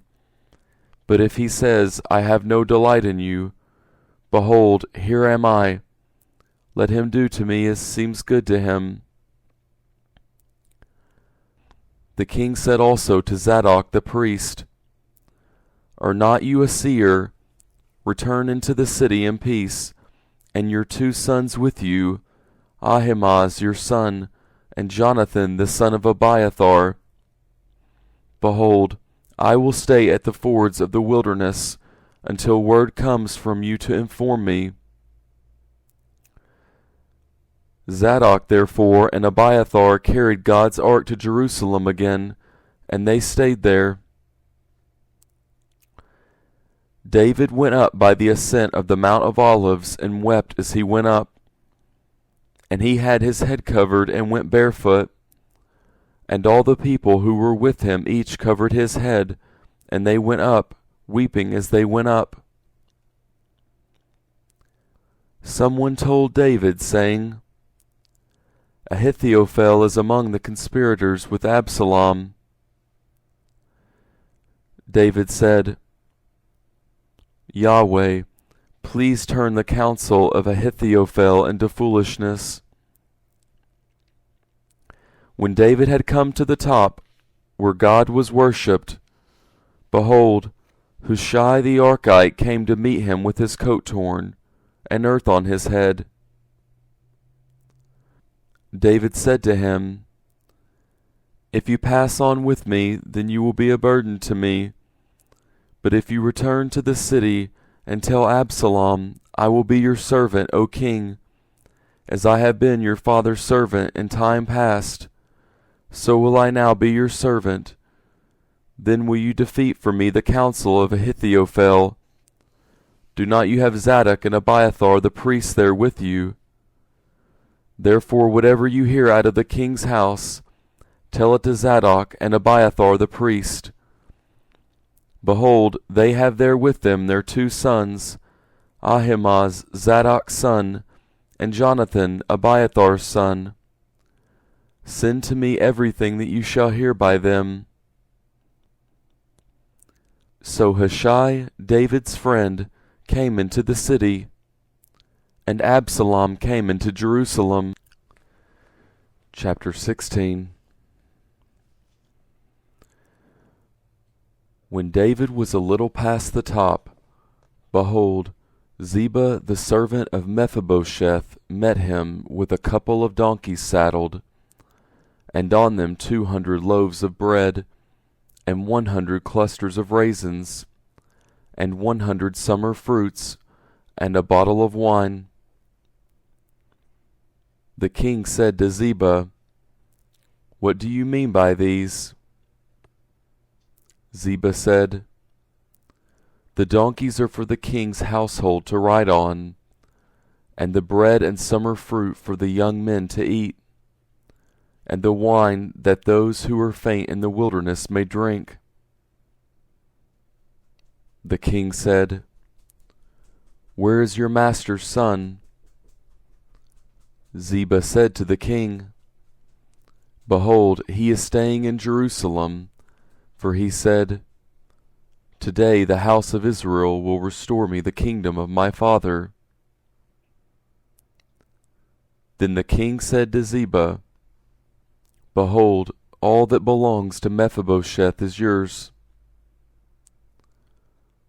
Ziba said, I bow down. Let me find favor in your sight, my lord, O king. When King David came to Bahurim, behold, a man of the family of Saul's house came out, whose name was Shimei, the son of Gerah. He came out and cursed as he came. He cast stones at David and at all the servants of King David. And all the people and all the mighty men were on his right hand and on his left. Shimei said when he cursed, Begone, begone, you man of blood and base fellow. Yahweh has returned on you all the blood of Saul's house, in whose place you have reigned. Yahweh has delivered the kingdom into the hand of Absalom your son. Behold, you are caught by your own mischief, because you are a man of blood. Then Abishai the son of Zeruiah said to the king, Why should this dead dog curse my lord the king? Please let me go over and take off his head. The king said, What have I to do with you, you sons of Zeruiah? Because he curses, and because Yahweh has said to him, Curse David, who then shall say, Why have you done so? David said to Abishai and to all his servants, Behold, my son who came out of my bowels seeks my life. How much more this Benjamite now? Leave him alone and let him curse, for Yahweh has invited him. It may be that Yahweh will look on the wrong done to me, and that Yahweh will repay me good for the cursing of me today. So David and his men went by the way, and Shimei went along the hillside opposite him, and cursed as he went, threw stones at him, and threw dust. The king and all the people who were with him came weary, and he refreshed himself there. Absalom and all the people, the men of Israel, came to Jerusalem, and Ahithophel with him. When Hushai the Archite, David's friend, had come to Absalom, Hushai said to Absalom, Long live the king! Long live the king! Absalom said to Hushai, Is this your kindness to your friend? Why did not you go with your friend? Hushai said to Absalom, No, but whomever Yahweh and this people and all the men of Israel have chosen, his will I be, and with him I will stay. Again, whom should I serve? Should not I serve in the presence of his son? As I have served in your father's presence, so will I be in your presence. Chapter 17. Moreover, Ahithophel said to Absalom, Let me now choose 12,000 men, and I will arise and pursue after David tonight. I will come on him while he is weary and exhausted, and will make him afraid. All the people who are with him will flee. I will strike the king only, and I will bring back all the people to you. The man whom you seek, as if all returned, all the people shall be in peace. The saying pleased Absalom well, and all the elders of Israel. Then Absalom said, Now call Hushai the Archite also, and let us hear likewise what he says. When Hushai had come to Absalom, Absalom spoke to him, saying, Ahithophel has spoken like this. Shall we do what he says? If not, speak up. Hushai said to Absalom, The counsel that Ahithophel has given this time is not good. Hushai said moreover, You know your father and his men, that they are mighty men, and they are fierce in their minds, like a bear robbed of her cubs in the field. Your father is a man of war, and will not lodge with the people. Behold, he is now hidden in some pit, or in some other place. It will happen, when some of them have fallen at the first, that whoever hears it will say, There is a slaughter among the people who follow Absalom. Even he who is valiant, whose heart is as the heart of a lion, will utterly melt. For all Israel knows that your father is a mighty man, and those who are with him are valiant men. But I counsel that all Israel be gathered together to you, from Dan even to Beersheba, as the sand that is by the sea for multitude, and that you go to battle in your own person. So shall we come on him in some place where he shall be found, and we will light on him as the dew falls on the ground, and of him and of all the men who are with him we will not leave so much as one. Moreover, if he has gone into a city, then shall all Israel bring ropes to that city, and we will draw it into the river, until there isn't one small stone found there. Absalom and all the men of Israel said, "The counsel of Hushai the Archite is better than the counsel of Ahithophel." For Yahweh had ordained to defeat the good counsel of Ahithophel, to the intent that Yahweh might bring evil on Absalom.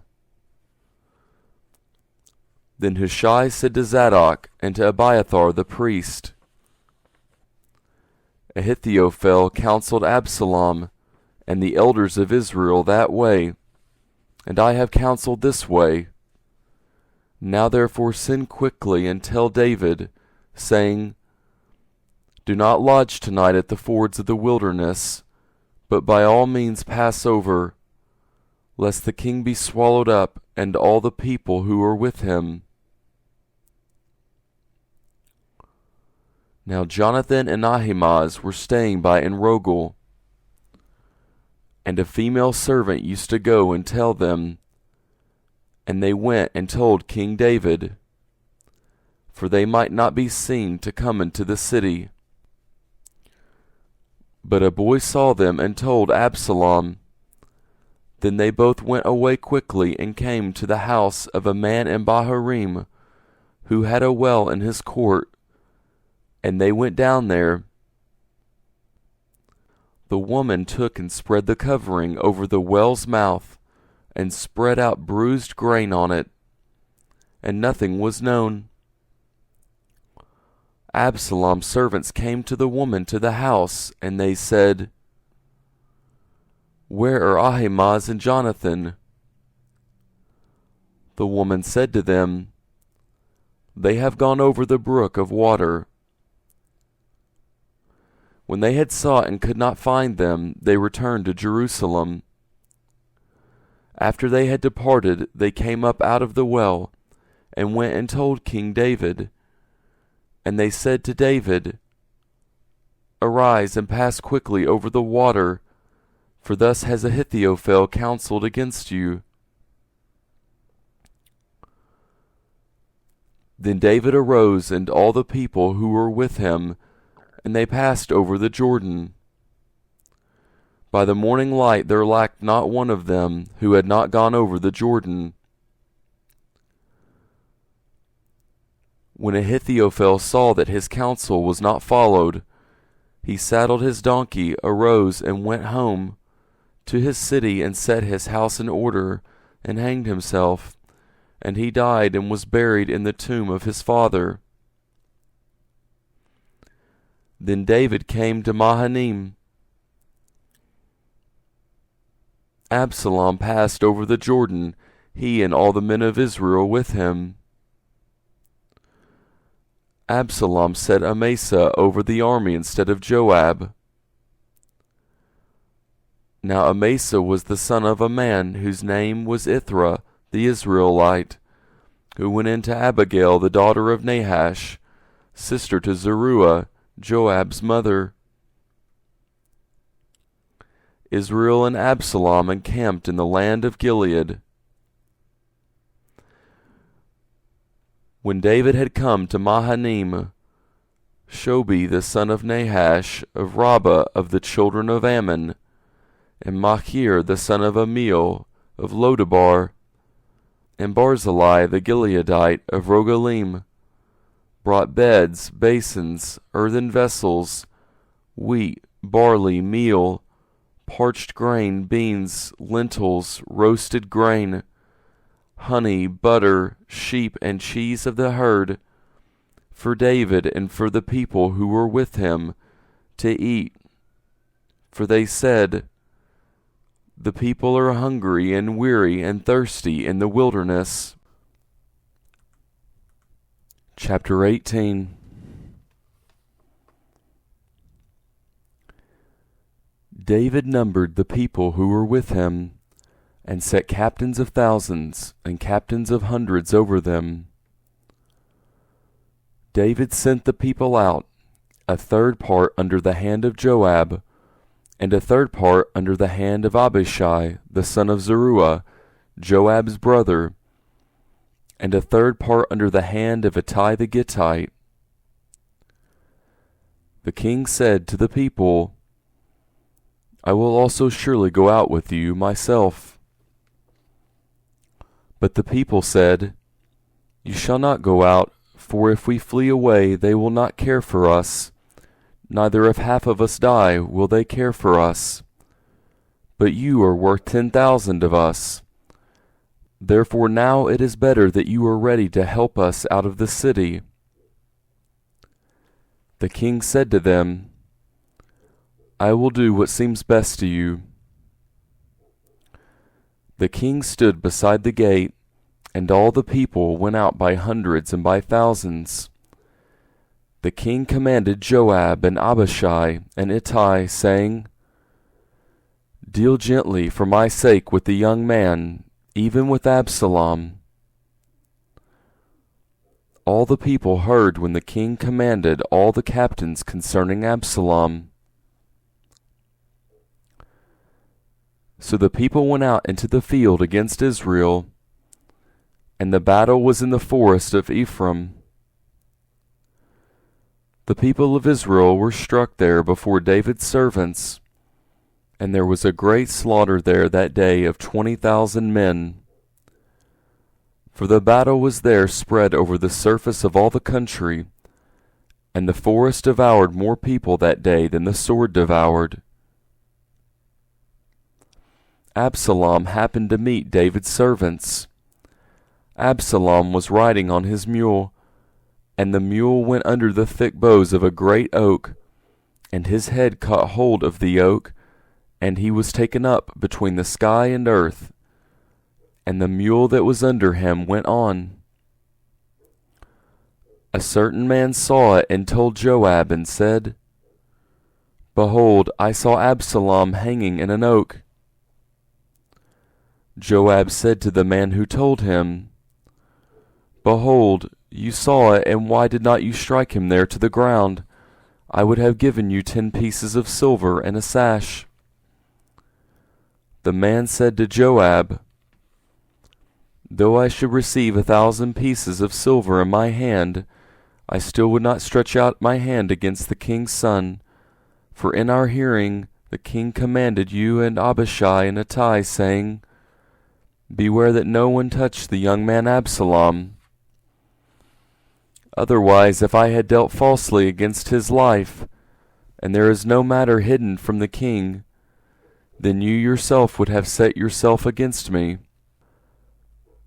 Then Joab said, I am not going to wait like this with you. He took 3 darts in his hand and thrust them through the heart of Absalom while he was yet alive in the middle of the oak. 10 young men who bore Joab's armor surrounded and struck Absalom and killed him. Joab blew the trumpet, and the people returned from pursuing after Israel, for Joab held the people back. They took Absalom and cast him into the great pit in the forest, and raised over him a very great heap of stones. Then all Israel fled, each to his own tent.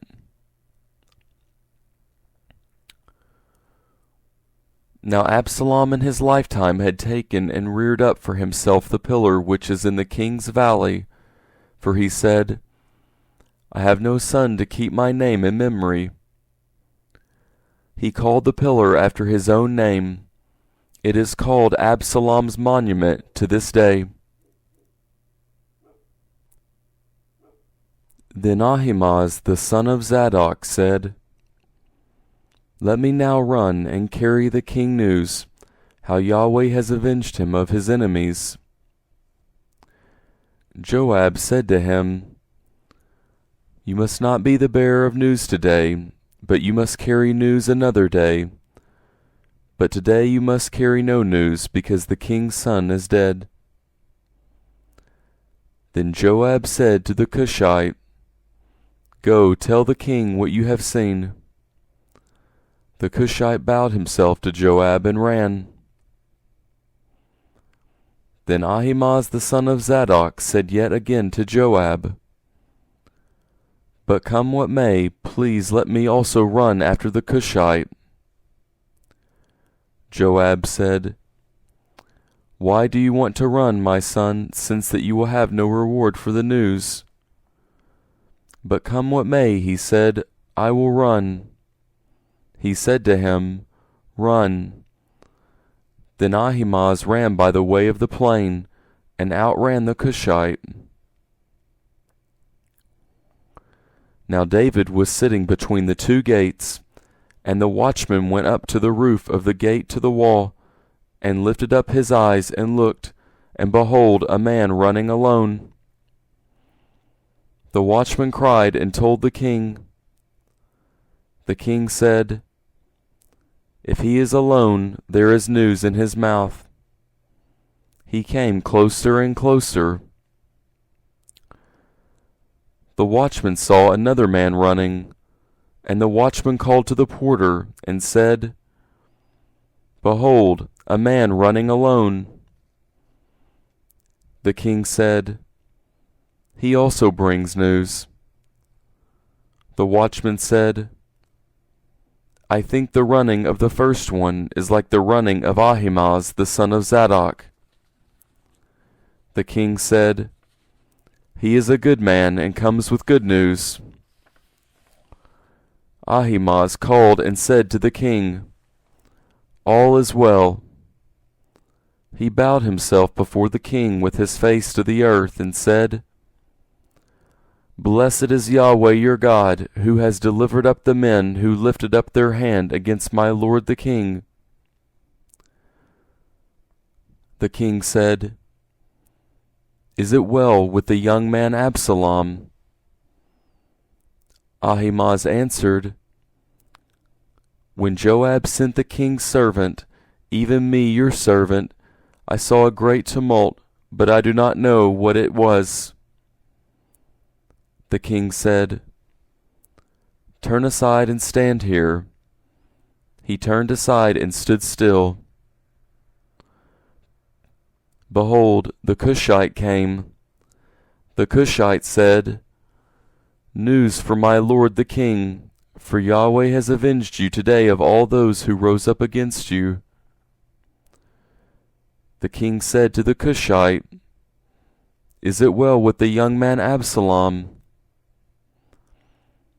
The Cushite answered, May the enemies of my lord the king, and all who rise up against you to do you harm, be as that young man is.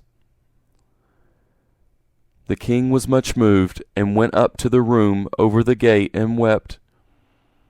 As he went, he said, My son Absalom, my son Absalom, I wish I had died for you, Absalom, my son, my son.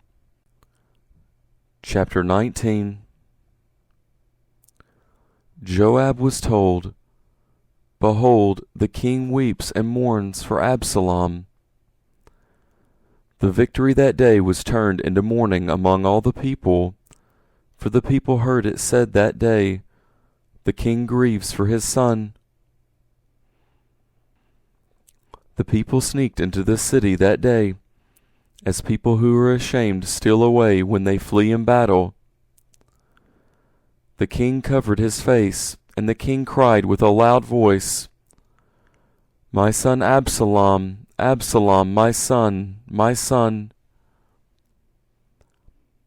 Joab came into the house to the king and said, Today you have shamed the faces of all your servants, who today have saved your life, and the lives of your sons and of your daughters, and the lives of your wives and the lives of your concubines, in that you love those who hate you, and hate those who love you. For you have declared today that princes and servants are nothing to you. For today I perceive that if Absalom had lived, and all we had died today, then it would have pleased you well. Now therefore arise, go out and speak to comfort your servants. For I swear by Yahweh, if you do not go out, not a man will stay with you this night. That would be worse to you than all the evil that has happened to you from your youth until now. Then the king arose and sat in the gate. They told to all the people, saying, Behold, the king is sitting in the gate. All the people came before the king. Now Israel had fled every man to his tent. All the people were at strife throughout all the tribes of Israel, saying, The king delivered us out of the hand of our enemies, and he saved us out of the hand of the Philistines, and now he has fled out of the land from Absalom. Absalom, whom we anointed over us, is dead in battle. Now therefore why do not you speak a word of bringing the king back? King David sent to Zadok and to Abiathar the priest, saying, Speak to the elders of Judah, saying, Why are you the last to bring the king back to his house? Since the speech of all Israel has come to the king, to return him to his house. You are my brothers, you are my bone and my flesh. Why then are you the last to bring back the king? Say to Amasa, Are not you my bone and my flesh? God do so to me, and more also, if you are not captain of the army before me continually instead of Joab. He bowed the heart of all the men of Judah even as one man, so that they sent to the king, saying, Return, you and all your servants. So the king returned and came to the Jordan. Judah came to Gilgal to go to meet the king, to bring the king over the Jordan. Shimei the son of Gera the Benjamite, who was of Bahurim, hurried and came down with the men of Judah to meet King David. There were 1,000 men of Benjamin with him, and Ziba the servant of Saul's house, and his 15 sons and his 20 servants with him, and they went through the Jordan in the presence of the king. A ferry boat went to bring over the king's household, to do what he thought good. Shimei the son of Gera fell down before the king when he had come over the Jordan. He said to the king, Do not let my lord impute iniquity to me, or remember that which your servant did perversely, the day that my lord the king went out of Jerusalem, that the king should take it to his heart. For your servant knows that I have sinned. Therefore, behold, I have come today as the first of all the house of Joseph, to go down to meet my lord the king. But Abishai the son of Zeruiah answered, Should not Shimei be put to death for this, because he cursed Yahweh's anointed? David said, What have I to do with you, you sons of Zeruiah, that you should be adversaries to me today? Shall any man be put to death today in Israel? For do not I know that I am king over Israel today? The king said to Shimei, You will not die. The king swore to him. Mephibosheth the son of Saul came down to meet the king, and he had neither groomed his feet, nor trimmed his beard, nor washed his clothes, from the day the king departed until the day he came home in peace. When he had come to Jerusalem to meet the king said to him, Why did not you go with me, Mephibosheth? He answered, My lord, O king, my servant deceived me, for your servant said, I will saddle me a donkey, that I may ride on it, and go with the king, because your servant is lame.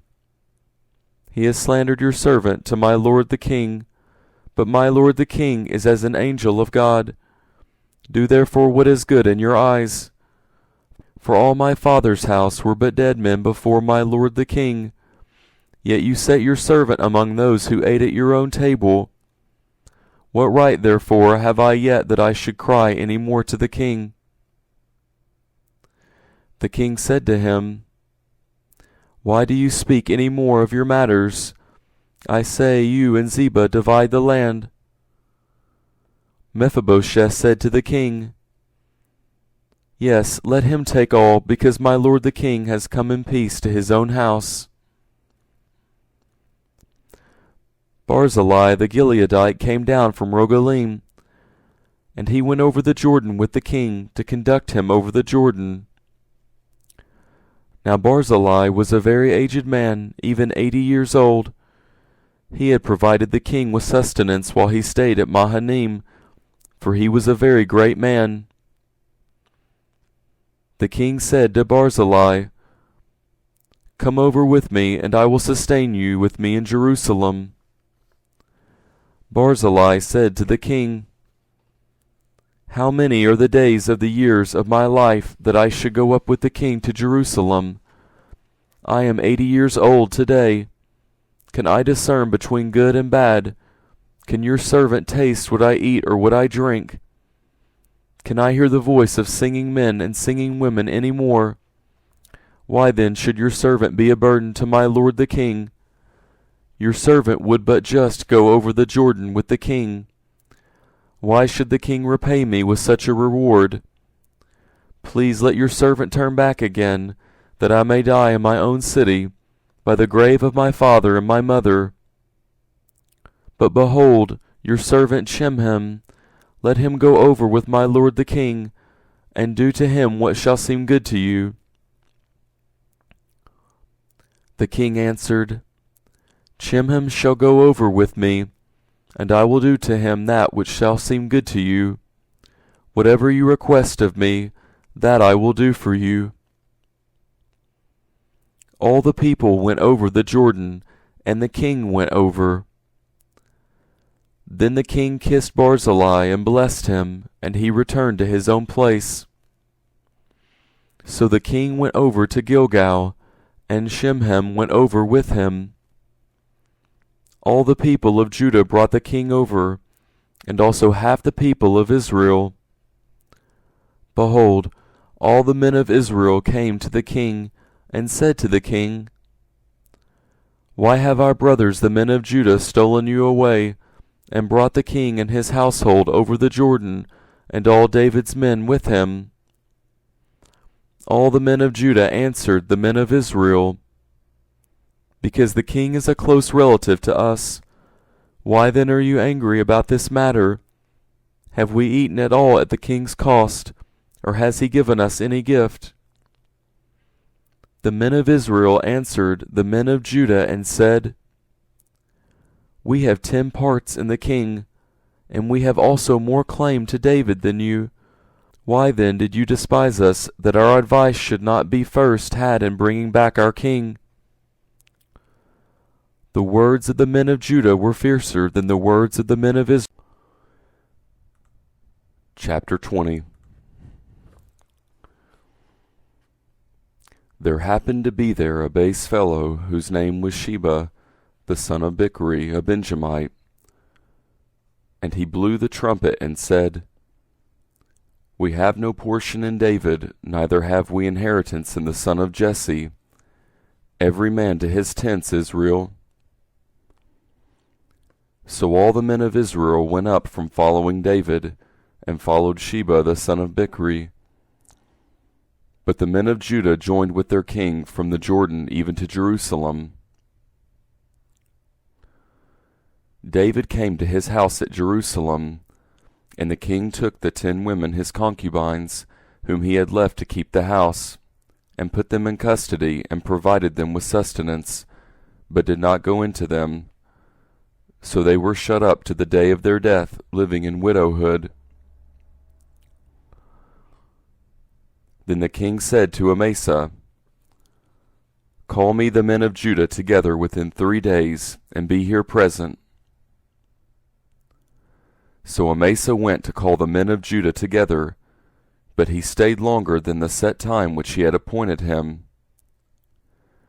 David said to Abishai, "Now Sheba the son of Bichri will do us more harm than Absalom did. Take your lord's servants and pursue after him, lest he get himself fortified cities and escape out of our sight." Joab's men went out after him, and the Cherethites and the Pelethites and all the mighty men. And they went out of Jerusalem to pursue Sheba the son of Bichri. When they were at the great stone which is in Gibeon, Amasa came to meet them.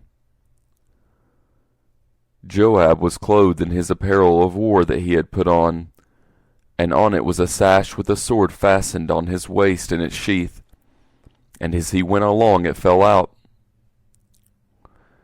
Joab said to Amasa, "Is it well with you, my brother?" Joab took Amasa by the beard with his right hand to kiss him. But Amasa took no heed to the sword that was in Joab's hand. So he struck him with it in the body, and shut out his bowels to the ground, and did not strike him again, and he died.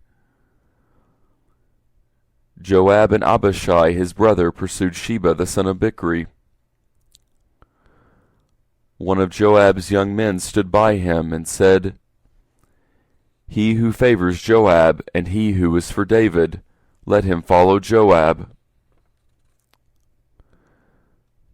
Amasa lay wallowing in his blood in the middle of the highway. When the man saw that all the people stood still, he carried Amasa out of the highway into the field, and cast a garment over him, when he saw that everyone who came by him stood still. When he was removed out of the highway, all the people went on after Joab to pursue Sheba the son of Bichri. He went through all the tribes of Israel to Abel, and to Beth-maachah, and all the Berites. They were gathered together, and went also after him. They came and besieged him in Abel of Beth-maachah, and they cast up a mound against the city, and it stood against the rampart.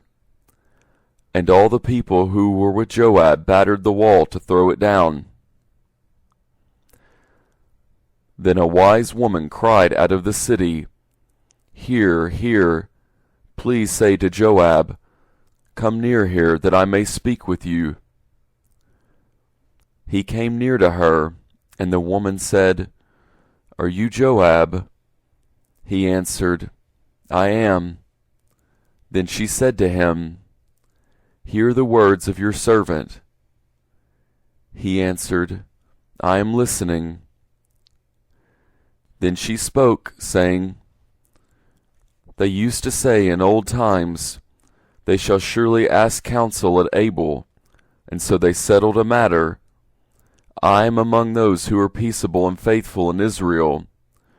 You seek to destroy a city and a mother in Israel. Why will you swallow up Yahweh's inheritance?" Joab answered, far be it from me that I should swallow up or destroy. The matter is not so. But a man of the hill country of Ephraim, Sheba the son of Bichri by name, has lifted up his hand against the king, even against David. Just deliver him, and I will depart from the city." The woman said to Joab, "Behold, his head will be thrown to you over the wall."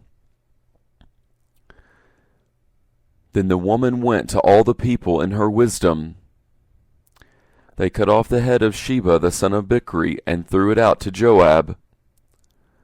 He blew the trumpet, and they were dispersed from the city, every man to his tent. Then Joab returned to Jerusalem to the king. Now Joab was over all the army of Israel. Banaya the son of Jehoiada was over the Cherethites and over the Pelethites. Adoram was over the men subject to forced labor. Jehoshaphat the son of Eliud was the recorder. Sheva was scribe. And Zadok and Abiathar were priests. And Ira the Jerite was chief minister to David. Chapter 21. There was a famine in the days of David for 3 years, year after year, and David sought the face of Yahweh. Yahweh said, "It is for Saul and for his bloody house, because he put the Gibeonites to death." The king called the Gibeonites and said to them, Now the Gibeonites were not of the children of Israel, but of the remnant of the Amorites, and the children of Israel had sworn to them. And Saul sought to kill them in his zeal for the children of Israel and Judah. And David said to the Gibeonites, What should I do for you? And with what should I make atonement that you may bless Yahweh's inheritance? The Gibeonites said to him, It is no matter of silver or gold between us and Saul or his house, neither is it for us to put any man to death in Israel. He said, Whatever you say, that I will do for you. They said to the king, The man who consumed us and who devised against us, that we should be destroyed from remaining in any of the borders of Israel, let 7 men of his sons be delivered to us, and we will hang them up to Yahweh in Gibeah of Saul, the chosen of Yahweh. The king said, I will give them. But the king spared Mephibosheth, the son of Jonathan, the son of Saul, because of Yahweh's oath that was between them, between David and Jonathan the son of Saul. But the king took the 2 sons of Rizpah, the daughter of Aiah, whom she bore to Saul, Armoni and Mephibosheth, and the 5 sons of Michal, the daughter of Saul, whom she bore to Adriel, the son of Barzillai, the Metholite. He delivered them into the hands of the Gibeonites, and they hanged them on the mountain before Yahweh, and all 7 of them fell together. They were put to death in the days of harvest, in the first days, at the beginning of barley harvest. Rizpah, the daughter of Aiah, took sackcloth, and spread it for herself on the rock, from the beginning of harvest until water poured on them from the sky. She allowed neither the birds of the sky to rest on them by day, nor the animals of the field by night. David was told what Rizpah, the daughter of Aiah, the concubine of Saul, had done. So David went and took the bones of Saul and the bones of Jonathan his son from the men of Jabesh-Gilead, who had stolen them from the street of Bethshen, where the Philistines had hanged them, in the day that the Philistines killed Saul in Gilboa. And he brought up from there the bones of Saul and the bones of Jonathan his son. They also gathered the bones of those who were hanged. They buried the bones of Saul and Jonathan his son in the country of Benjamin in Zelah, in the tomb of Kish his father. And they performed all that the king commanded. After that, God answered prayer for the land. The Philistines had war again with Israel, and David went down, and his servants with him, and fought against the Philistines. David grew faint, and Ishbosheth, who was of the sons of the giant, the weight of whose spear was 300 shekels of brass in weight, he being armed with a new sword, thought he would kill David. But Abishai the son of Zeruiah helped him, and struck the Philistine, and killed him. Then the men of David swore to him, saying, Do not go out with us to battle any more, so that you do not quench the lamp of Israel. After this, that there was again war with the Philistines at Gob. Then Sibbecai the Hushathite killed Saph, who was of the sons of the giant. There was again war with the Philistines at Gob. And Elhanan, the son of Jarirgam, the Bethlehemite, killed Goliath the Gittite's brother, the staff of whose spear was like a weaver's beam.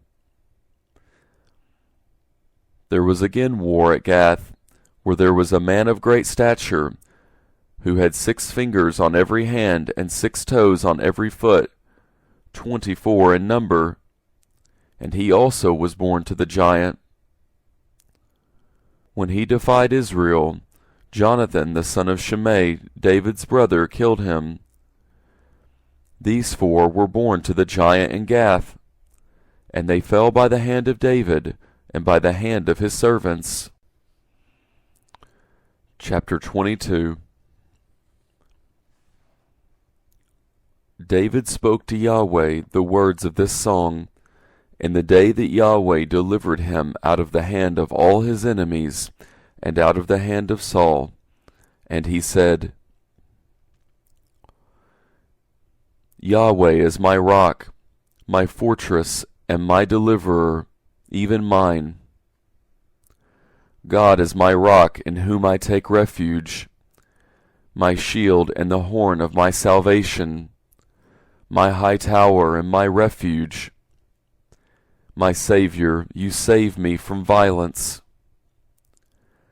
I call on Yahweh, who is worthy to be praised, so shall I be saved from my enemies. For the waves of death surrounded me, the floods of ungodliness made me afraid. The cords of Sheol were around me, the snares of death caught me. In my distress I called on Yahweh. Yes, I called to my God. He heard my voice out of his temple. My cry came into his ears. Then the earth shook and trembled. The foundations of heaven quaked and were shaken, because he was angry. Smoke went up out of his nostrils. Consuming fire came out of his mouth. Coals were kindled by it. He bowed the heavens also and came down. Thick darkness was under his feet. He rode on a cherub and flew. Yes, he was seen on the wings of the wind. He made darkness a shelter around himself, gathering of waters and thick clouds of the skies. At the brightness before him, coals of fire were kindled. Yahweh thundered from heaven, the Most High uttered his voice. He sent out arrows and scattered them, lightning and confused them. Then the channels of the sea appeared. The foundations of the world were laid bare by Yahweh's rebuke at the blast of the breath of his nostrils. He sent from on high, and he took me. He drew me out of many waters. He delivered me from my strong enemy, from those who hated me, for they were too mighty for me. They came on me in the day of my calamity, but Yahweh was my support. He also brought me out into a large place. He delivered me because he delighted in me. Yahweh rewarded me according to my righteousness. He rewarded me according to the cleanness of my hands. For I have kept Yahweh's ways, and have not wickedly departed from my God. For all his ordinances were before me. As for his statutes, I did not depart from them. I was also perfect toward him.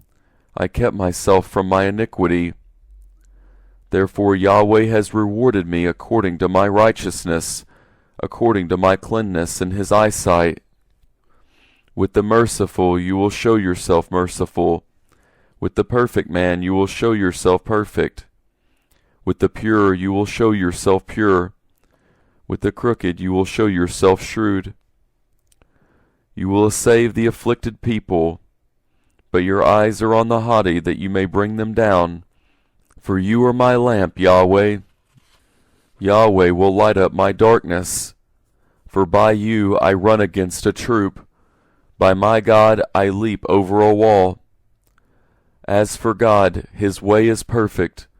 Yahweh's word is tested. He is a shield to all those who take refuge in him. For who is God besides Yahweh? Who is a rock besides our God?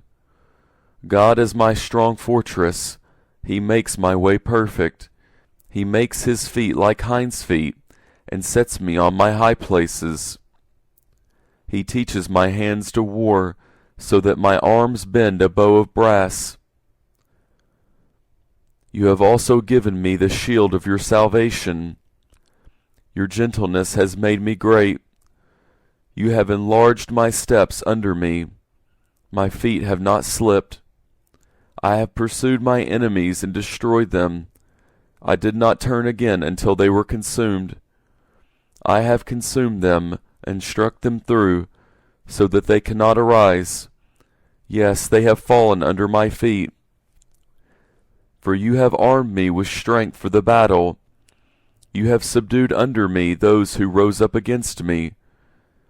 You have also made my enemies turn their backs to me, that I might cut off those who hate me. They looked, but there was no one to save, even to Yahweh, but he did not answer them. Then I beat them as small as the dust of the earth. I crushed them as the mire of the streets, and spread them abroad. You also have delivered me from the strivings of my people. You have kept me to be the head of the nations. A people whom I have not known will serve me. The foreigners will submit themselves to me. As soon as they hear of me, they will obey me. The foreigners will fade away, and will come trembling out of their close places. Yahweh lives. Blessed be my rock.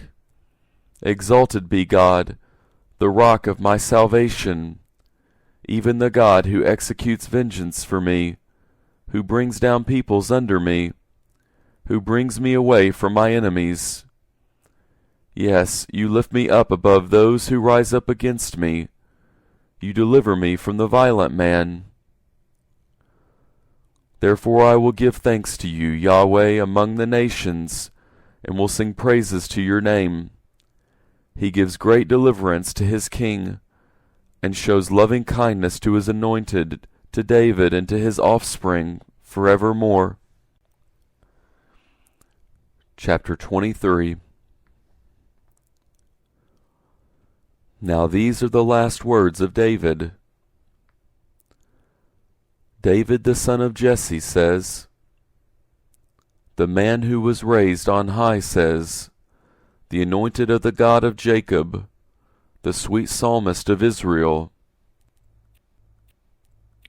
Yahweh's Spirit spoke by me. His word was on my tongue. The God of Israel said, the rock of Israel spoke to me. One who rules over men righteously, who rules in the fear of God, shall be as the light of the morning, when the sun rises, a morning without clouds, when the tender grass springs out of the earth, through clear shining after rain.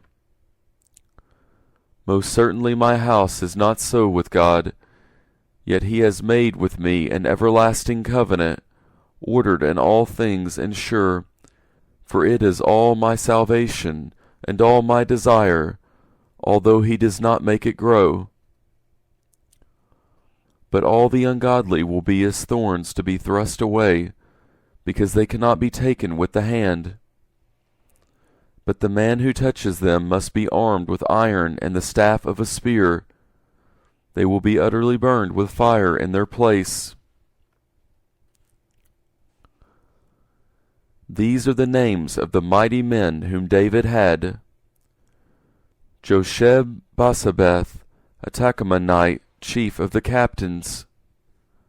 The same was Idano the Eznite, against 800 slain at one time. After him was Eleazar, the son of Dodiah, the son of an Ahoite, one of the 3 mighty men with David, when they defied the Philistines, who were there gathered together to battle, and the men of Israel had gone away. He arose and struck the Philistines until his hand was weary, and his hand froze to the sword. And Yahweh worked a great victory that day, and the people returned after him only to take plunder. After him was Shammah the son of Agi, a Hararite. The Philistines had gathered together into a troop, where there was a plot of ground full of lentils, and the people fled from the Philistines. but he stood in the middle of the plot and defended it and killed the Philistines. And Yahweh worked a great victory. 3 of the 30 chief men went down and came to David in the harvest time to the cave of Adullam, and the troop of the Philistines was encamped in the valley of Rephaim. David was then in the stronghold, and the garrison of the Philistines was then in Bethlehem. David longed and said, "O that someone would give me water to drink from the well of Bethlehem, which is by the gate." The 3 mighty men broke through the army of the Philistines, and drew water out of the well of Bethlehem that was by the gate, and took it and brought it to David. But he would not drink of it, but poured it out to Yahweh. He said, "Be it far from me, Yahweh, that I should do this. Is not this the blood of the men who risked their lives to go?" Therefore he would not drink it. The 3 mighty men did these things. Abishai, the brother of Joab, the son of Zeruiah, was chief of the 3.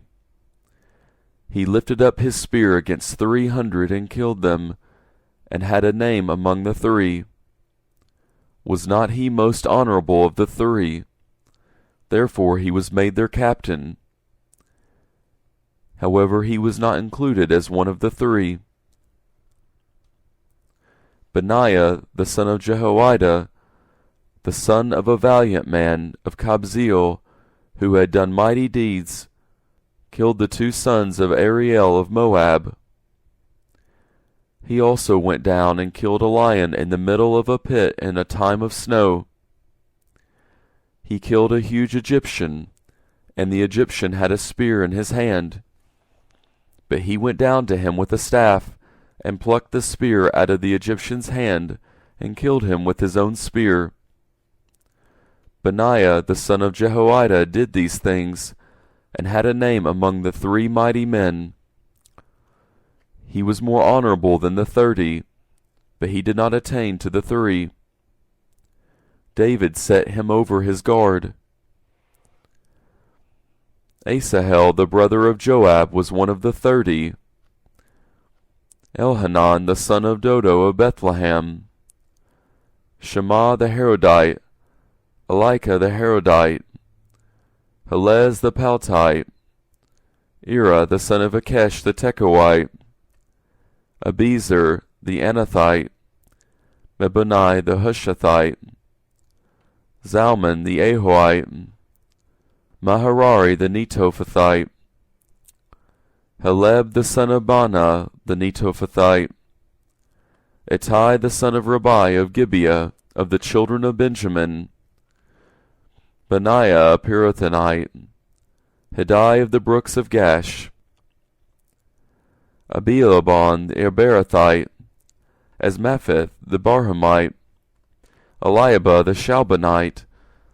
The sons of Jashan, Jonathan, Shema the Hararite, Ahaim the son of Sherar the Ararite, Eliphalet the son of Ahasabai, the son of the Makathite, Eliam the son of Ahithophel the Gilonite, Hezro the Carmelite, Parai the Arbite, Igal the son of Nathan of Zobah, Bani the Gadite, Zolek the Ammonite, Naharari the Beerothite, armor-bearers to Joab the son of Zeruiah, Ira the Ithrite, Gareb the Ithrite, and Uriah the Hittite, 37 in all. Chapter 24. Again Yahweh's anger burned against Israel, and he moved David against them, saying, "Go, number Israel and Judah." The king said to Joab, the captain of the army who was with him, "Now go back and forth through all the tribes of Israel, from Dan even to Beersheba, and number the people, that I may know the sum of the people." Joab said to the king, Now may Yahweh your God add to the people, however many they may be, 100 times, and may the eyes of my lord the king see it. But why does my lord the king delight in this thing?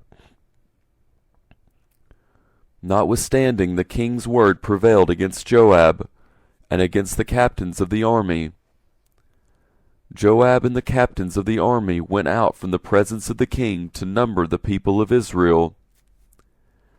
They passed over the Jordan, and encamped in Arir, on the right side of the city that is in the middle of the valley of Gad, and to Jazer. Then they came to Gilead, and to the land of Tatim Hodshai. And they came to Danjan, and around to Sidon, and came to the stronghold of Tyre, and to all the cities of the Hivites and of the Canaanites. And they went out to the south of Judah at Beersheba. So when they had gone back and forth through all the land, they came to Jerusalem at the end of 9 months and 20 days. Joab gave up the sum of the numbering of the people to the king. And there were in Israel 800,000 valiant men who drew the sword, and the men of Judah were 500,000 men.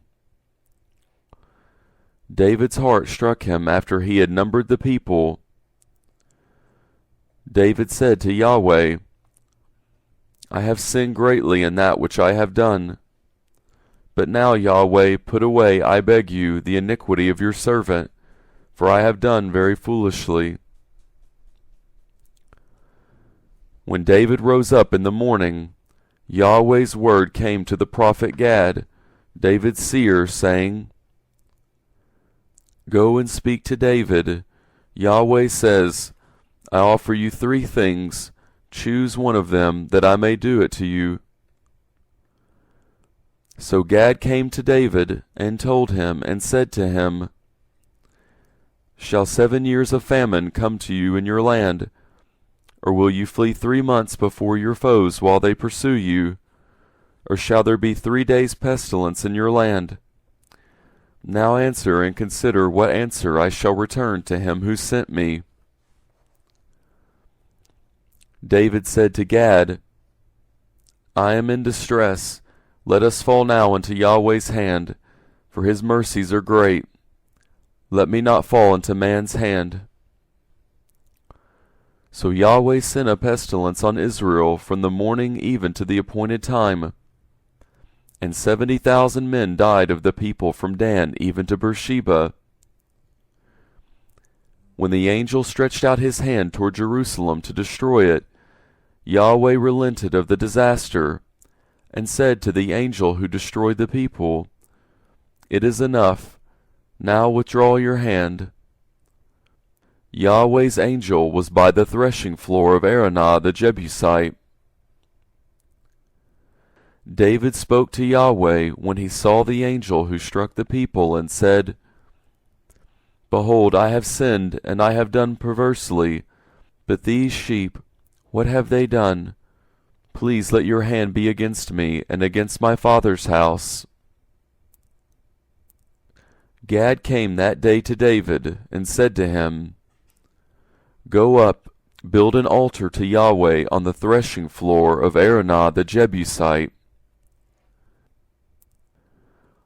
David went up according to the saying of Gad, as Yahweh commanded. Araunah looked out, and saw the king and his servants coming on toward him. Then Araunah went out, and bowed himself before the king with his face to the ground. Araunah said, Why has my lord the king come to his servant? David said, To buy your threshing floor, to build an altar to Yahweh, that the plague may be stopped from afflicting the people. Araunah said to David, Let my lord the king take and offer up what seems good to him. Behold, the cattle for the burnt offering, and the threshing instruments, and the yokes of the oxen for the wood. All this, O king, does Araunah give to the king. Araunah said to the king, "May Yahweh your God accept you." The king said to Araunah, "No, but I will most certainly buy it from you for a price. I will not offer burnt offerings to Yahweh my God which cost me nothing." So David bought the threshing floor and the oxen for 50 shekels of silver. David built an altar to Yahweh there, and offered burnt offerings and peace offerings. So Yahweh was entreated for the land, and the plague was removed from Israel.